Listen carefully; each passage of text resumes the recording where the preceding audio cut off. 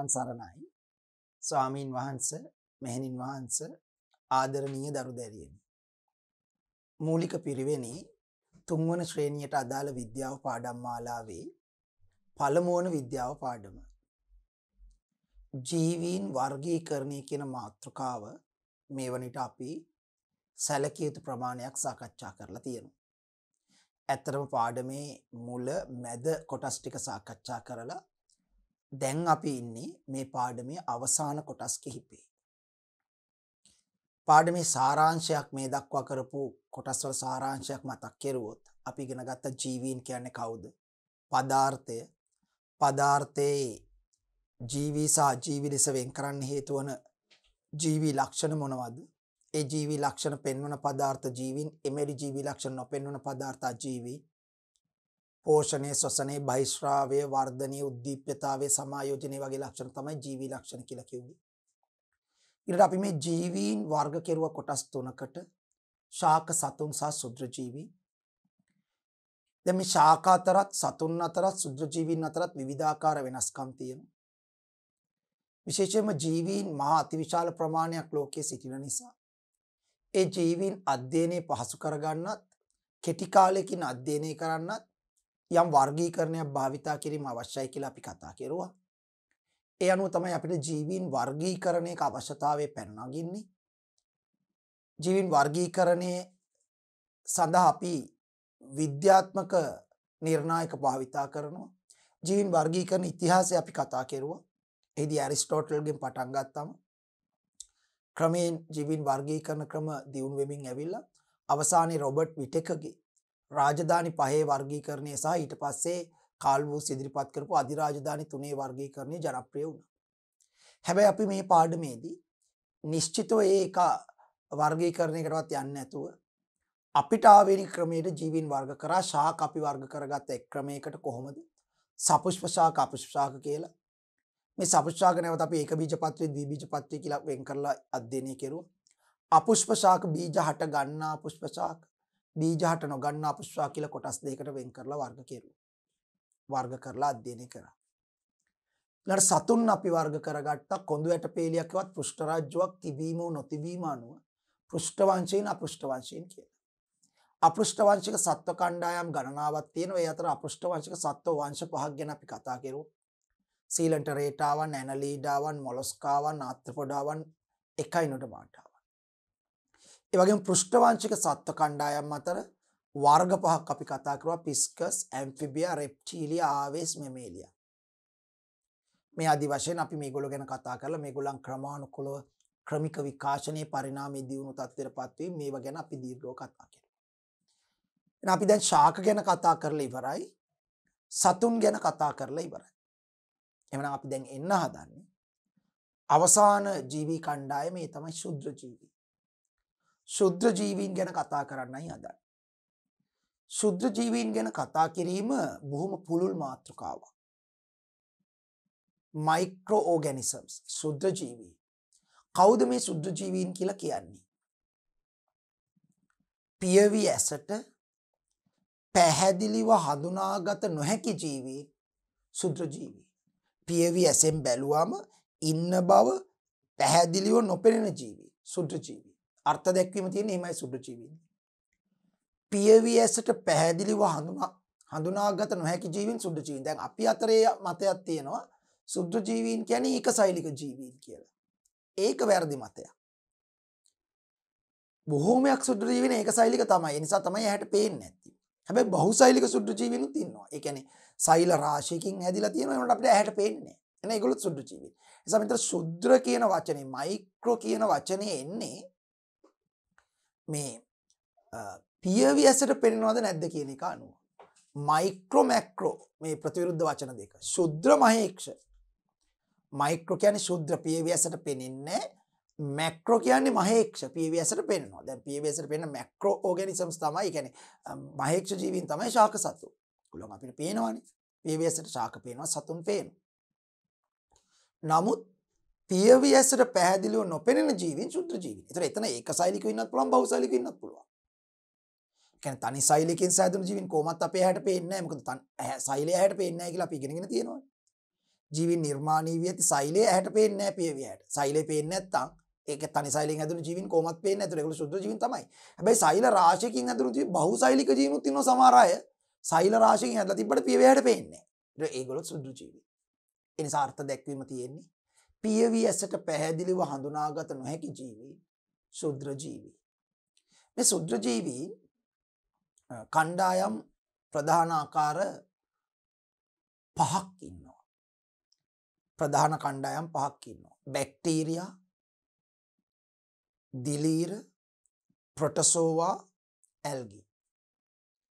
ශුද්ධ ජීවී කණ්ඩායම් 4ක් මම කිව්වා. වෛරස ඊළඟ එක. හැබැයි වෛරස ගැන කතා කරනකොට ඒක විශේෂයි. අපි වෛරස ගැන වෙනම කතා කරනවා. නමුත් මම මෙතනදී පොඩ්ඩක් කියලා යන්න. වෛරස ජීවීන්ද අජීවීන්ද කියලා තාමත් විද්‍යාඥයන්ට වෙන් කරගන්න බෑ. ජීවී සහ අජීවී අතරමැද ලක්ෂණ තමයි වෛරස පෙන්වන්නේ. ඒ නිසා බොහෝ දෙනෙක් වෛරස අජීවී ගොඩේ දාන්න කැමතියි. හැබැයි ඒගොල්ලෝ ඇතම් ජීවී ලක්ෂණ වෛරස පෙන්වනවා. ඒ නිසා සමහර විද්‍යාඥයෝ ජීවී ගොඩේ දා ගන්නත් කැමති. දැන් වෛරස අජීවී ගොඩේ දැම්මොත් එතකොට සුද්ධ ජීවී කණ්ඩායම් 4යි. බැක්ටීරියා, දිලීර, ප්‍රොටසෝවා, ඇල්ගි. ස්ථිරම ජීවී. හැබැයි වෛරස ජීවී ගොඩේ දාලා ගත්තොත් එතකොට සුද්ධ ජීවී කණ්ඩායම් 5යි. ජීවී ගොඩේ දානවා නම් වෛරස එතකොට ඒගොල්ලොත් පියවියට පේන්නේ නැහැ කොහොමද? එතකොට සුද්ධ ජීවී කණ්ඩායම් 5ක් වෙනවා. බැක්ටීරියා, දිලීර, ප්‍රොටසෝවා, ඇල්ගි වෛරස කියලා. ඉතින් දැන් තුන්වන ශ්‍රේණියේ මේ පෙළ පොතේදී වෛරස අජීවීන් ගොඩේ දාලා කතා කරලා තියෙනවා. නමුත් සුද්ධ ජීවීන් ගොඩේ කතා කරලා තියෙනවා. අජීවී පැත්තට දාලා තියෙනවා වෛරසව කණ්ඩායම. හැබැයි සුද්ධ ජීවී කණ්ඩායම් ගොඩේ කතා කරලා තියෙනවා. ඒ අනුව බැලුවොත් සුද්ධ ජීවී කණ්ඩායම් 4යි කියලා අපිට කියන්න පුළුවන්. අරගොල්ලෝ අජීවී ගොඩේ දැම්මොත් වෛරස. ඒතකොට ඒගොල්ලෝ වැටෙන්නේ නැහැ නේ මෙතනට. එහෙම වුණොත් බැක්ටීරියා, දිලීර, ප්‍රොටසෝවා, ඇල්ගි. අපි බලමු පොඩ්ඩක්. පියවි ඇසින් පැහැදිලිව දැකිය නොහැකි සියලුම ජීවීන් සුද්ධ ජීවීන් වේ. පරිසරයේ සෑම තැනකම සුද්ධ ජීවීන් ජීවත් වේ. ප්‍රධාන සුද්ධ ජීවී කාණ්ඩ 4ක් පහත දක්වා ඇත. බැක්ටීරියා, දිලීර, ප්‍රොටසෝවා, ඇල්ගි. මේ ඉන්නේ බැක්ටීරියාව. මේගොල්ලෝ අන්වීක්ෂයෙන්ම තමයි පේන්නේ. ඇත්තටම ආලෝක අන්වීක්ෂයට හරියට පේන්නේත් නෑ බැක්ටීරියාව. හරි අමාරුයි ආලෝක අන්වීක්ෂයෙන් බැක්ටීරියා බලා ගන්න. ඉලෙක්ට්‍රෝන අන්වීක්ෂයෙන් දවලුවම තමයි මේ නිරීක්ෂණය හොඳට පේන්නේ. මේ ප්‍රොටසෝවා මෙයාව ආලෝක අන්වීක්ෂී නිරීක්ෂණය. මේ ඇල්ගි. හරි ඇල්ගි මේ පියවි ඇසට පේන ඇල්ගිත් ඉන්නවා. ඒතර පියවි ඇසට පේනවා සුද්ධ ජීවීන් වෙන්නේ නැහැ. සමස්තයක් ලෙස ඇල්ගි සුද්ධ ජීවී. හැබැයි පියවි ඇසට පේන ඇල්ගිත් ඉන්නවා. ඒකයි පස්සේ කතා කරමු. එතකොට ඒගොල්ලෝ මහේක්ෂ ඇල්ගි. මේ එහෙම ඇල්ගාව. දිලීර නම් සියලුම දෙනා සුද්ධ ජීවී. මේ ඉන්නේ දිලීර. පුස්.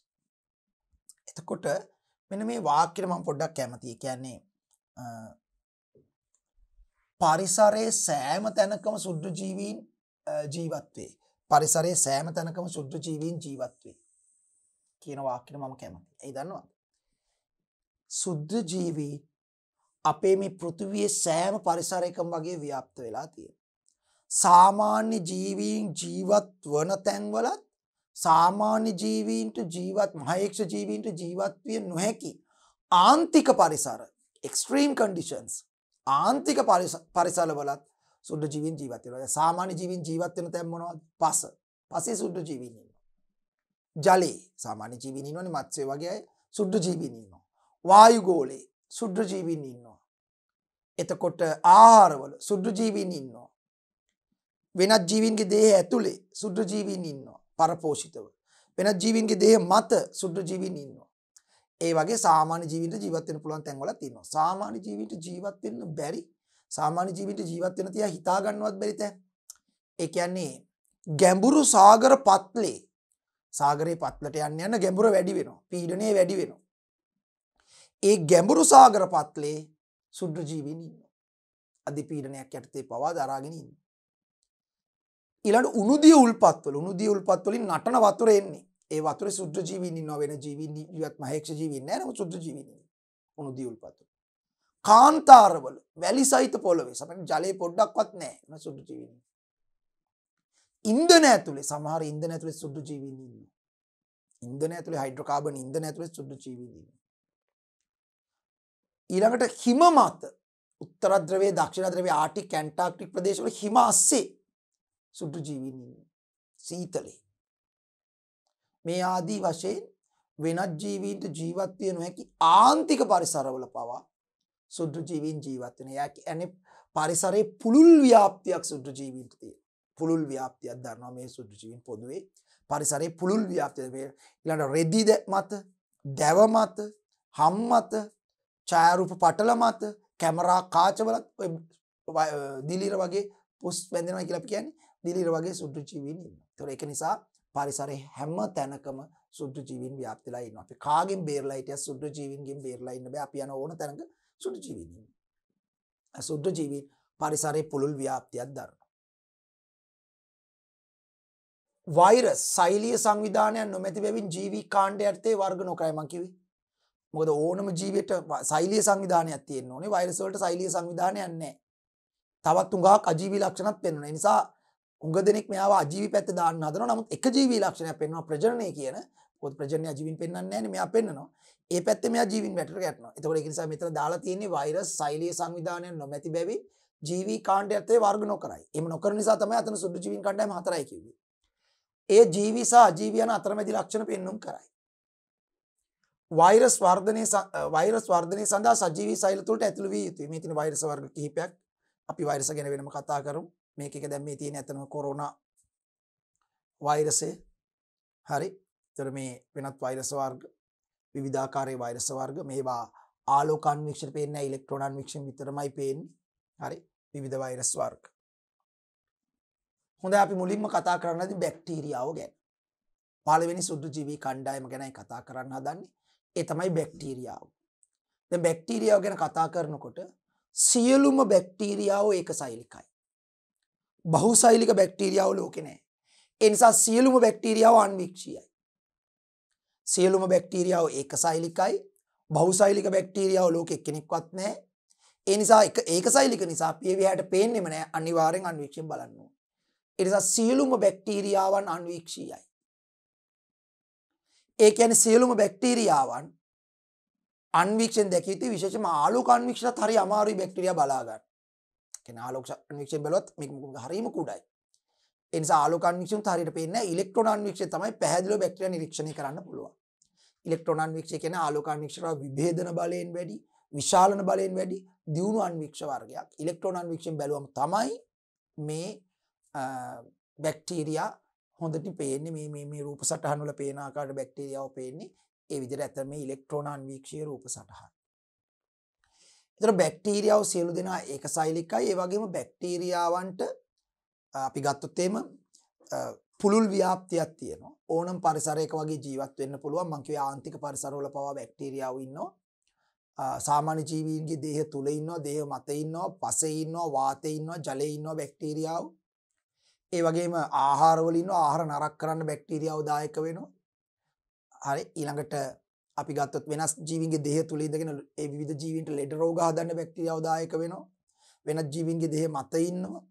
ඒ නිසා බැක්ටීරියා වලට පුළුල් විවිධත්වයක් තියෙනවා. කුඩාම ජීවීන් බැක්ටීරියා වේ. බැක්ටීරියා ඒකසෛලික වේ. තනි සෛලයකින් හැදිලා තියෙන බැක්ටීරියාව. අන් කිසිම ජීවයකට ජීවත් විය නොහැකි පරිසරවල පවා බැක්ටීරියා ජීවත් විය හැකියි. මං කිව්වේ ඒකයි. උණුදිය උල්පත්වල නටන වතුර එන්නේ බැක්ටීරියාව ඉන්නවා. ඒ කියන්නේ ඒකට හේතුව මෙන්න මේකයි.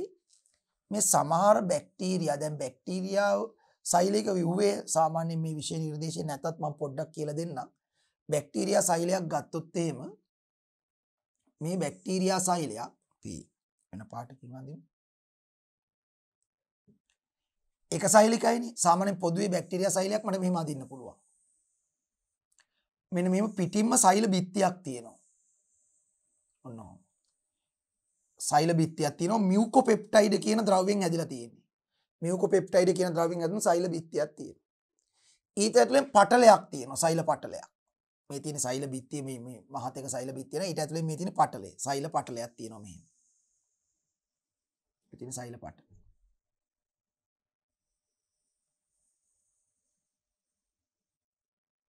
මේ තියෙන පටලේ තමයි සෛල පටලේ. ඒ සෛල පටලේ ඇතුලේ සෛල ප්ලාස්මයක් තියෙනවා මෙහෙම. සෛල ප්ලාස්මයක්. සෛල ප්ලාස්මය කියලා උක්කු තරලයක් මේ සෛලය තුල පිරීලා තියෙනවා මාධ්‍ය සෛලයක මාධ්‍ය මීඩියා එක මීඩියම් එක හරි සයිලෝප්ලාස්මයක් තියෙනවා මේගොල්ලන්ගේ නෂ්ටිය ලෙස තියෙන්නේ තනි වෘත්තාකාර DNA අණුවක් දඟර ගැවුණු තනි වෘත්තාකාර DNA අණුවක් තමයි නෂ්ටිය ලෙස තියෙන්නේ අර සංවිධානීය වූ නෂ්ටියක් නෑ තනි වෘත්තාකාර DNA අණුවක් තමයි තියෙන්නේ මේක තමයි නෂ්ටිය කියලා කියන්නේ තව තනින් තන ප්ලාස්මිඩ ලෙස හැඳින්වෙන DNA කැලි තියෙනවා ප්ලාස්මිඩ ලෙස හැඳින්වෙන DNA කැලි තනින් තන තියෙනවා ඒ වගේ මේගොල්ලන් ශ්වසනයේ සඳහා මීසෝසෝම කියලා විව්යක් මේ අර පිටත පටලේම මෙම දඟර ගහලා ඇදලා තියෙනවා මීසෝසෝම මෙතන තමයි ශ්වසනය කරලා ශක්තිය නිපදවා ගන්න සෛලේ ජීව ක්‍රියාවන් කරවන්න ඕනේ සාමාන්‍ය බැක්ටීරියා සෛලයක විව්වේ මේක තමයි ඊට අමතරව රයිබෝසෝම කියන ඉන්ද්‍රිකාත් මේකේ තියෙනවා වෙන ඉන්ද්‍රිකා නම් නැහැ රයිබෝසෝම කියලා ඉන්ද්‍රිකා විශේෂයක් තියෙනවා ඒ රයිබෝසෝම කියන ඉන්ද්‍රිකා විශේෂය මේගොල්ලන්ගේ තියෙනවා රයිබෝසෝම මේ තියෙන රයිබෝසෝම කියන ඉන්ද්‍රිකා විශේෂය තියෙනවා සාමාන්‍ය බැක්ටීරියා සෛලයක විව්වේ මේක තමයි හරි එතකොට ඇතැම් බැක්ටීරියාවන්ගේ මේ සෛල බිත්තිය පිටතින් ප්‍රාවරණය කියලා හැඳින්වෙන විශේෂ කොටසක් තියෙනවා මේක ඇතැම් බැක්ටීරියාවන්ගේ විතරයි තියෙන්නේ ප්‍රාවරණය ලෙස හැඳින්වෙන විශේෂ කොටසක් තියෙනවා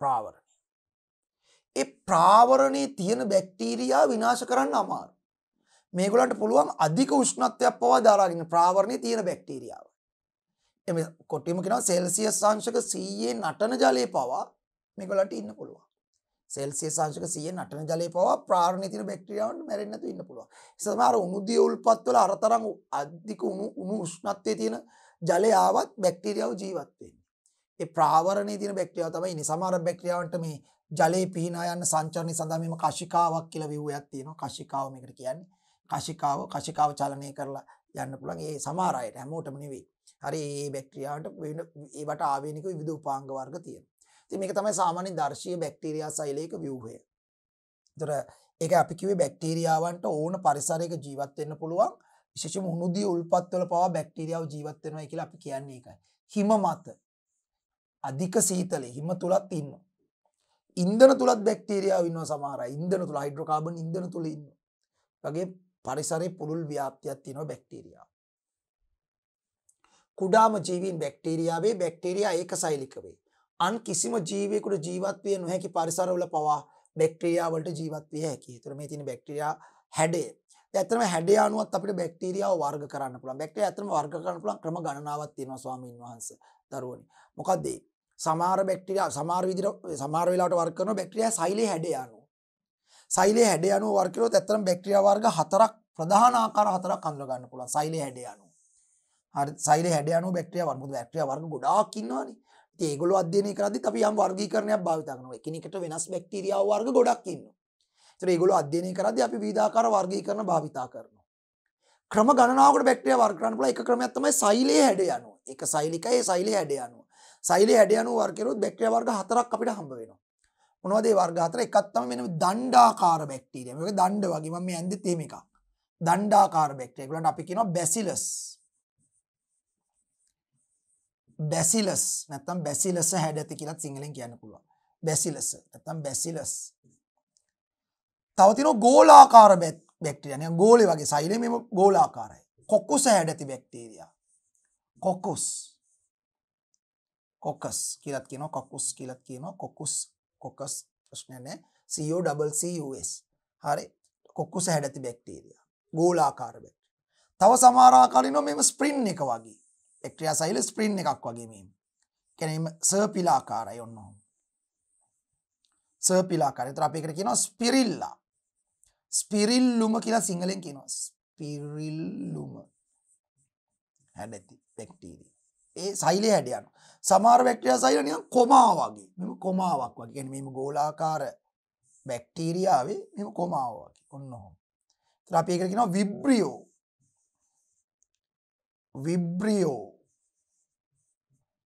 විබ්‍රියෝ හැඩති බැක්ටීරියා. ඒ අනුව ඔන්න ඔය විදිහට සෛලයේ හැඩය අනුව බැක්ටීරියා වර්ග කීපයක් තියෙනවා. වැඩිපුරම අපිට දකින්න ලැබෙන්නේ බැසිලස් හැඩති, කොකුස හැඩති, කලාතුරකින් ස්පිරිල්ලුම, විබ්‍රියෝ වගේ දැන් කොලරාව රෝගය හදන බැක්ටීරියාව මේ හැඩති. ඒකට අපි කියන්නේ විබ්‍රියෝ කොලෙරා. කොලරාව කියන රෝගය හදන්නේ බැක්ටීරියාවක්. බැක්ටීරියාව නිසා වැළඳෙන රෝගයක්. ඒක හදන දායක වෙන බැක්ටීරියාවේ සෛලයේ හැඩය මේ වගේ. විබ්‍රියෝ හැඩති සෛලයක් තියෙන නිසා අපි කියනවා විබ්‍රියෝ කොලෙරා. ඒ විදිහට. කලාතුරකින් හම්බ වෙන හොඟ දෙනෙක් ඇත්තටම මේ කොකුස හැඩති බැසිලස් හැඩති තමයි බැක්ටීරියාව ඉන්නේ. ඒක ක්‍රමයකට බැක්ටීරියා වර්ග කරන්න පුළුවන්. ඊළඟට බැක්ටීරියා වර්ග කරනවා ශ්වසනය අනුව. සමහර බැක්ටීරියා ඔක්සිජන් සහිත තත්ත්වයට ජීවත් වෙන. ඒගොල්ලන්ට කියනවා ස්වායු බැක්ටීරියා. සමහර බැක්ටීරියා ජීවත් වෙන ඔක්සිජන් රහිත තත්ත්වයටදී. ඔක්සිජන් නැති තත්ත්වයට නිර්වායු බැක්ටීරියා. ඒරෝබික් එනේරෝබික් කියලා කියනවා. ඒරෝබික් කියන්නේ ස්වායු, එනේරෝබික් කියන්නේ නිර්වායු බැක්ටීරියා. ඒ විදිහට. ඊළඟට පෝෂණ ක්‍රමය අනුවත් බැක්ටීරියා වර්ග කරන්න පුළුවන්. සමහර බැක්ටීරියා ස්වයංපෝෂී, සමහර බැක්ටීරියා විෂමපෝෂී. අපි ඒවා ඉස්සරහට කතා කරමු. ඒ වර්ගීකරණ. එතකොට දැන් මෙතන මේ රූප සටහනේ අපිට දාලා තියෙන්නේ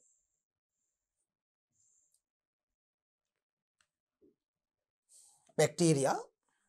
මේ ඇත්තම දණ්ඩාකාර බැක්ටීරියා, මේ ගෝලාකාර හැදෙන බැක්ටීරියා. එතන මෙතන මේ සර්පිලාකාර ස්ප්‍රින් එක වගේ තියෙන ස්පිරිල්ලුක, මේ කොකුස, මේ බැසිලස්. එතකොට විබ්‍රෝ එකක් මෙතන දාලා නැහැ. තමයි බැක්ටීරියා. හරි. බැක්ටීරියා පෝෂණය සිදු කරගන්න ප්‍රධාන ආකාර තුනක් ඇත. ඔව්. ඇත්තටම මෙතන මේ කිව්වට වඩා විවිධත්වයක් තියෙනවා. මෙහෙමයි.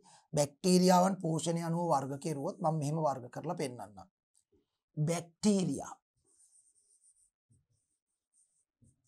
පෝෂණය අනුව වර්ග කෙරුවොත් බැක්ටීරියාව ප්‍රධාන ආකාර දෙකක් ඉන්නවා. ප්‍රධාන ආකාර දෙකක්. ඒ මොනවද?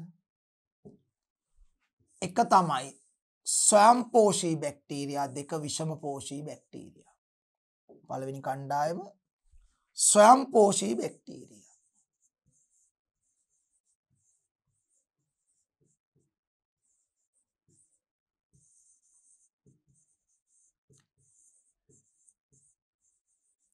දෙවැනි ආකාරයේ විෂමපෝෂී බැක්ටීරියා.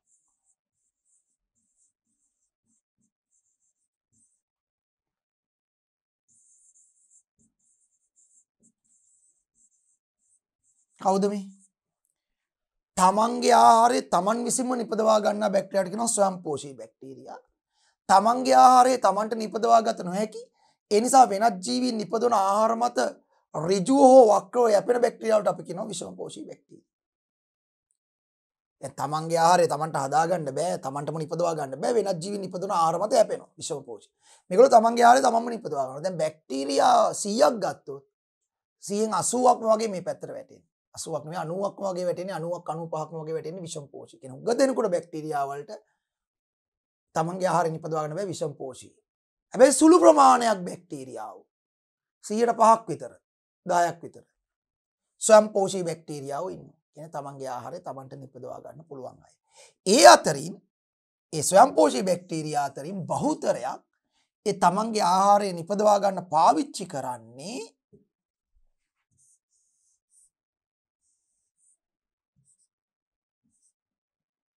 තමන්ගේ ආහාරය නිපදවා ගන්න පාවිච්චි කරන රසායනික ශක්තිය. රසායනික ශක්තියෙන් තමයි ආහාර නිපදවන්නේ. මේගොල්ලෝ නිපදවන්න පුළුවන් අයනේ. ඒ නිපදවන්න පුළුවන් අය සුළු ප්‍රමාණයයි ඉන්නේ. ඒ සුළු ප්‍රමාණයෙන් වැඩි හරියක්. ඒ ඉන්න සුළු ප්‍රමාණයෙන් වැඩි හරියක් තමන්ගේ ආහාර නිපදවීම සඳහා භාවිතා කරන්නේ රසායනික ශක්තිය. අපි ඒගොල්ලන්ට කියනවා රසායනික සංශ්ලේෂී බැක්ටීරියාව. කවුරු කියලාද කියන්නේ? රසායනික සංශ්ලේෂී බැක්ටීරියාව. රසායනික සංශ්ලේෂී බැක්ටීරියා. අති බහුතරයක්. 99%ක්ම වගේ ස්වයංපෝෂී බැක්ටීරියා අතරින් මොකදනේ? 99%ක්ම වගේ රසායනික සංශ්ලේෂී තමන්ගේ ආහාර නිපදවන රසායනික ශක්තිය පාවිච්චි කරනවා. ඉතා සුළු ප්‍රමාණයක් ස්වයංපෝෂී බැක්ටීරියා ඉන්නේ සුළු ප්‍රමාණය. ඒ අතරිනුත් ඉතා සුළු ප්‍රමාණයක් තමන්ගේ ආහාර නිපදවීම සඳහා සූර්ය ශක්තිය පාවිච්චි කරනවා. එතකොට අපි ඒගොල්ලන්ට කියනවා සූර්ය ශක්තියවත් ආලෝකය පාවිච්චි කරලා ආහාර නිපදවන නිසා ප්‍රභා සංශ්ලේෂී බැක්ටීරියා. ප්‍රභා සංශ්ලේෂී බැක්ටීරියා. ඒ අනුව ස්වයංපෝෂී බැක්ටීරියා නැවත කොටස් දෙකකට බෙදෙනවා. ආහාර නිපදවීමට පාවිච්චි කරන ශක්ති ප්‍රභවය අනුව රසායනික ශක්තිය පාවිච්චි කරලා නිපදවන රසායනික සංශ්ලේෂී බැක්ටීරියා, ආලෝකය පාවිච්චි කරලා ආහාර නිපදවන ආලෝක ශක්තිය පාවිච්චි කරනවා ප්‍රභා. ප්‍රභා කියන්නේ ආලෝකය. ආලෝක සංශ්ලේෂී නැත්නම් ප්‍රභා සංශ්ලේෂී බැක්ටීරියා. හැබැයි මේගොල්ලෝ හරිම චුට්ටයි. වැඩි හරියක් මෙතන, මේගොල්ලන්ගෙන් වැඩි හරියක් මෙතන තමයි ඉන්නේ. හැබැයි පොදුවේ ගත්තොත් අපි කියන්නේ ස්වයංපෝෂී බැක්ටීරියා අඩුයි කියලා 105%ක් වගේ ඉන්නේ කියලා. වැඩි හරියක් ඉන්නේ විෂමපෝෂී බැක්ටීරියා. කවුද මේ විෂමපෝෂී බැක්ටීරියා කියන්නේ? තමන්ගේ ආහාරය තමන්ටම නිපදවා ගත නොහැකි. ඒ නිසා වෙනත් ජීවීන් නිපදවන ආහාර මත ඍජුව හෝ වක්‍රව යැපෙන බැක්ටීරියා. ඒගොල්ලන්ට අපි කියනවා විෂමපෝෂී බැක්ටීරියා. ඒ විෂමපෝෂී බැක්ටීරියා ආහාර ගන්න විදිය අනුව අනික් අයගෙන් ආහාර ගන්න විදිය අනුව ක්‍රම තුනයි. පරපෝෂී බැක්ටීරියා. පරපෝෂී බැක්ටීරියා. දෙවැනි ආකාරයේ මෘතෝපජීවී බැක්ටීරියා. මෘතෝපජීවී බැක්ටීරියා. අනික එක තමයි සහජීවී බැක්ටීරියා.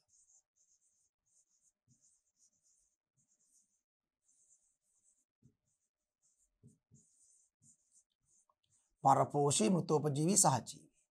දැන් කවුද මේ පරපෝෂී බැක්ටීරියා කියන්නේ? දැන් ඒගොල්ලන්ට මේ විෂමපෝෂී බැක්ටීරියාවනේ මේ කණ්ඩායම් තුනම. කියන්නේ තමන්ගේ ආහාරය තමන්ට නිපදවා ගන්න බෑ, වෙනත් ජීවීන් නිපදවන ආහාර මත යැපෙනවා. ඒ විෂමපෝෂී බැක්ටීරියා අතර පරපෝෂී කට්ටිය කියන්නේ තමන්ගේ ආහාරය තමන්ට නිපදවන්න බැරි නිසා වෙනත් ජීවියෙකුගේ, කියන්නේ වෙනස් ශාකයක වෙනස් සත්වයකුගේ හරි ජීවීගෙකුගේ දේහයක් තුලට ගිහිල්ලා ඒ ජීවී දේහ තුලෝ මත ඉඳගෙන ඒ ජීවියාට හානි කරමින් ලෙඩ රෝග සාදමින් එයාගෙන් පෝෂණය ලබා ගන්න. වෙනත් ජීවියෙකුගේ දේහ තුල හෝ මත එක්ක ඇඟ ඇතුලේ එහෙම නැත්නම් මත සිටිමින් එම ජීවියාට හානි කරමින් ලෙඩ රෝග සාදමින් එයාගෙන් දේවි දේහෙන් Tamanට අවශ්‍ය පෝෂණය ලබා ගන්න. අන්න පරපෝෂී. ඒ වගේ අය ඒ ජීවින්ට හානි කරයි. මෘතෝපජීවී කියන්නේ ඒගොල්ලෝ ජීවත්ව සිටින ශාකා සතුන්ට හානි කරන්න යන්නේ නැහැ අරගොල්ලෝ වගේ. දැන් මේගොල්ලෝ ජීවත්ව සිටින ශාකා සතුන්ගේ දේහ තුලෝ දේහ මත ඉඳමින් ඒ ජීවින්ට හානි කරමින් ඒ ජීවින්ගෙන් පෝෂණය ලබා ගන්න පරපෝෂී. මේගොල්ලෝ ජීවත් වෙලා ඉන්න ශාකා සතුන්ට හානි කරන්න යන්නේ නැහැ. එහෙනම් මියගිය ශාකා සත්ව දේහ වලට තමයි යන්නේ. මැරුණු ශාක සත්ව දේහ කොටස් වලට මියගිය සත්වයකගේ දේහයට යනවා. ඒ නැත්නම් මියගිය ශාකයක් කියවට මුළු ගහම මැරෙන්න ඕනේ නැහැ. ගහේ කොළයක් වෙල්ලා වැටුණත් ඒකත් මියගිය ශාක කොටසක්. අතු කෑල්ලක් වෙල්ලා වැටුණත් ඒකත් මියගිය ශාක කොටසක්. එහෙම නැත්නම් ගහේ කඳෙන් කෑල්ලක් දිරලා වැටුණත් ඒකත් මියගිය ශාක කොටසක්. ඒ වගේ මියගිය ශාකා සත්ව දේහ වලට ගිහිල්ලා ඒවට එන්සයිම ශ්‍රාවය කරමින් ඒවා දි รา පත් කරමින් ඒවයෙන් පෝෂණය ලබා ගන්න. මෘතෝපජීවී. ඒත් ඒගොල්ලෝ හොඳයි. මොකද ඒගොල්ලෝ නිසා මරණු ජීවි දේහ පරිසරයෙන් ඉවත් වෙනවා. නැත්තම් මියගිය ශාක හා සත්ව දේහ හැමදාම පරිසරයේ ගොඩ ගැහෙනවනේ. දැන් අපි සතෙක් මැරුණට පස්සේ යාව පසේ වැල්ලුවාට පස්සේ ඒ පසේ ඉන්න මේ මෘතෝපජීවී බැක්ටීරියාව තමයි එන්නේ. තව දිලීරත් මේකට දායක වෙනවා. අපි ඒක වෙනම දිලීර ගැන කතා කරන්න කියමු. දැන්ට බැක්ටීරියාව ඇවිල්ලා එන්සයිම ශ්‍රාවය කරනවා. එන්සයිම ශ්‍රාවය කළා අර ජීවි දේහ ක්‍රමක්‍රමෙන් දි รา පත් කරනවා. ඒගොල්ලෝ ඒකෙන් පෝෂණය ලබා ගන්නවා. ඒතර අර ජීවි දේහ දි รา පත් වෙලා පස්සට සමහර කොටස් එකතු වෙනවා. වායුගොල්ලේ සමහර කොටස් එකතු වෙනවා. සමහර ඒවා මේගොල්ලෝ තමන්ගේ ආහාර ලෙස ලබා ගන්න. අන්න ජීවි දේහ දි รา පත් වෙලා විනාශ වෙලා යනවා. අපි කියනවා සතා මැරුණා අපි පසේ වැල්ලුවා දැන් ඒක දි รา පත් වෙලා ගිහිල්ලා. ඒ ක්‍රියාවට මේගොල්ලෝ දායක වෙනවා. ශාකත් එහෙමයි. කොළරොඩු පසට වැටුනම ඒවා ක්‍රමක්‍රමයෙන් පසේ දි รา පත් වෙන්න මේ මෘතෝපජීවී බැක්ටීරියාව දායක වෙනවා. තව දිලීරත් ඒකට ඕනේ. මෘතෝපජීවී දිලීරත් තියෙනවා මේ බැක්ටීරියා මෘතෝපජීවී බැක්ටීරියා සහ මෘතෝපජීවී දිලීර දෙක එකතු වෙලා තමයි මේ වැඩේ කරන්නේ. නමුත් අපි මෙතන දැන් කතා කරන්නේ බැක්ටීරියාව නිසා අපි විශේෂයෙන්ම බැක්ටීරියාව ගැන කතා කරනවා. එතකොට මෘතෝපජීවී බැක්ටීරියා ජීවත් වෙලා ඉන්න ශාකා සතුන්ට හානි කරන්නේ නැහැ. මියගිය ශාකා සත්ව දේහ වලට ගිහිලා ඒවට එන්සයිම් ශ්‍රාවය කරමින් ඒ ජීවි දේහ දි รา පත් කරමින් පෝෂණය ලබා ගන්නවා. ඒක නිසා මේක හොඳ ක්‍රියාවක්. නිසා පරිසරයේ මියගිය දේහ ඉවත් වෙලා ද්‍රව්‍ය චක්‍රීකරණයට දායක වෙනවා. මේ ක්‍රියාවලිය. ද්‍රව්‍ය චක්‍රීකරණය කියන්නේ දැන් ශාකා සතුන් පසේ තියෙන සරල ද්‍රව්‍ය අරගෙන තමන්ගේ ඇඟ ඇතුළට සංකීර්ණ ද්‍රව්‍ය හදාගන්න. නිසා ඒගොල්ලෝ මිය ගියාම නැවත ඒවා පසට සරල ද්‍රව්‍ය කරලා ලැබෙන්නේ මේගොල්ලන්ගේ මේ ක්‍රියාවලිය. මේගොල්ලෝ ඇවිල්ලා මියගිය ජීවි දේහ වලට එන්සයිම් ශ්‍රාවය කරලා ඒව දි รา පත් කරන නිසා. පැහැදිලි? හරි. ඒතර මේගොල්ලෝ හොඳයි පරිසරයට. ඊළඟට සහජීවී බැක්ටීරියා. සහජීවී බැක්ටීරියාව මියගිය ජීවත් වෙලා ඉන්න ශාකා සතුන්ට හානි කරමින් පෝෂණය ලබා ගන්න යන්නෙත් නැහැ මේගොල්ලෝ වගේ. ජීවත් වෙලා ඉන්න අයට හානි කරන්න යන්නෙත් නැහැ. ඒගොල්ලන්ට හානි කරලා ඒගොල්ලන්ගෙන් පෝෂණය ලබා ගන්න යන්නෙත් නැහැ. මරණු ශාකා සත්ත්ව දේවල් ගිහලා ඒවට එන්සයිම් ශ්‍රාවය කරලා පෝෂණය ලබා ගන්න යන්නෙත් නැහැ මෘතෝපජීවී වගේ. එහෙනම් කොහොමද ඒගොල්ලෝ පෝෂණය ලබා ගන්නේ? වෙනත් ජීවියෙට උදව්වක් කරලා එයාගෙන් පෝෂණය ලබා ගන්නවා. වෙනත් ජීවියෙට පොඩි උදව්වක් කරනවා. අපි කියන්නේ පොඩි උදව්වක් කරලා කැම ටිකක් ඉල්ල ගන්නවා වගේ වැඩක්. වෙනත් ජීවියෙට යම් උදව්වක් කරලා ඒ ජීවියගෙන් ඒ වෙනකොට ආහාර ටිකක් ඉල්ල ගන්නවා. එතකොට ඒක හොඳයිනේ. ඒකත් හොඳයි. ඒ කියන්නේ තව කෙනෙක්ට උදව්වක් කරලා ඒ වෙනකොට එයාගෙන් මේ ආහාර ලබා ගන්නවා. සහජීවී කියලා අපි කියනවා. උදාහරණයකට ඒකට කියනවා රනිල ශාක මුලේ. රනිල කුලයේ ශාකවල මුල්වල. රනිල කුලයේ ශාක කියන්නේ ලෙගුමිනේසේ කුලය. ලෙගුමිනෝසේ කුලයේවත් රනිල කුලයේ සිංහලෙන් කියන්නේ රනිල කුලයේ ශාක වලට අයිති වෙන්නේ බෝංචි, මෑ, කතුරු මුරුංගා, දඹල, එතකොට ඔය මොනවද අපි කියන්නේ නිදි කුම්බා. හරි මේවා තමයි රනිල කුලයේ ශාක. බෝංචි, මෑ, දඹල, කතුරු මුරුංගා, නිදි කුම්බා වගේ ඒවා තව තියෙනවා. රනිල කුලයේ ශාක. ඒ රනිල කුලයේ ශාකවල මූල පද්ධතිය විශේෂයි. මෙහෙම ගහ තියෙනවා නම් ගහේ මේ මුදුන් මුල තියෙනවා. ඒගොල්ලෝ ද්විබීජපත්‍රි. ඊට පස්සේ එහෙන් ඇති වූ පාර්ශ්වික මුල් තියෙනවා මෙහෙම. ඒ පාර්ශ්වික මුල් වලින් තව ශාඛා මුලුත් ඇති වෙලා තියෙනවා කොහොම ද්විබීජපත්‍රිනේ. මුදුන් මුල් පද්ධතියක් තියෙන එක බීජපත්‍රි වගේ නෙවෙයි. සියලුම රනිල කුලයේ ශාක ද්විබීජපත්‍රි. ඔය තියෙනවා කියමුකෝ. මේ මූල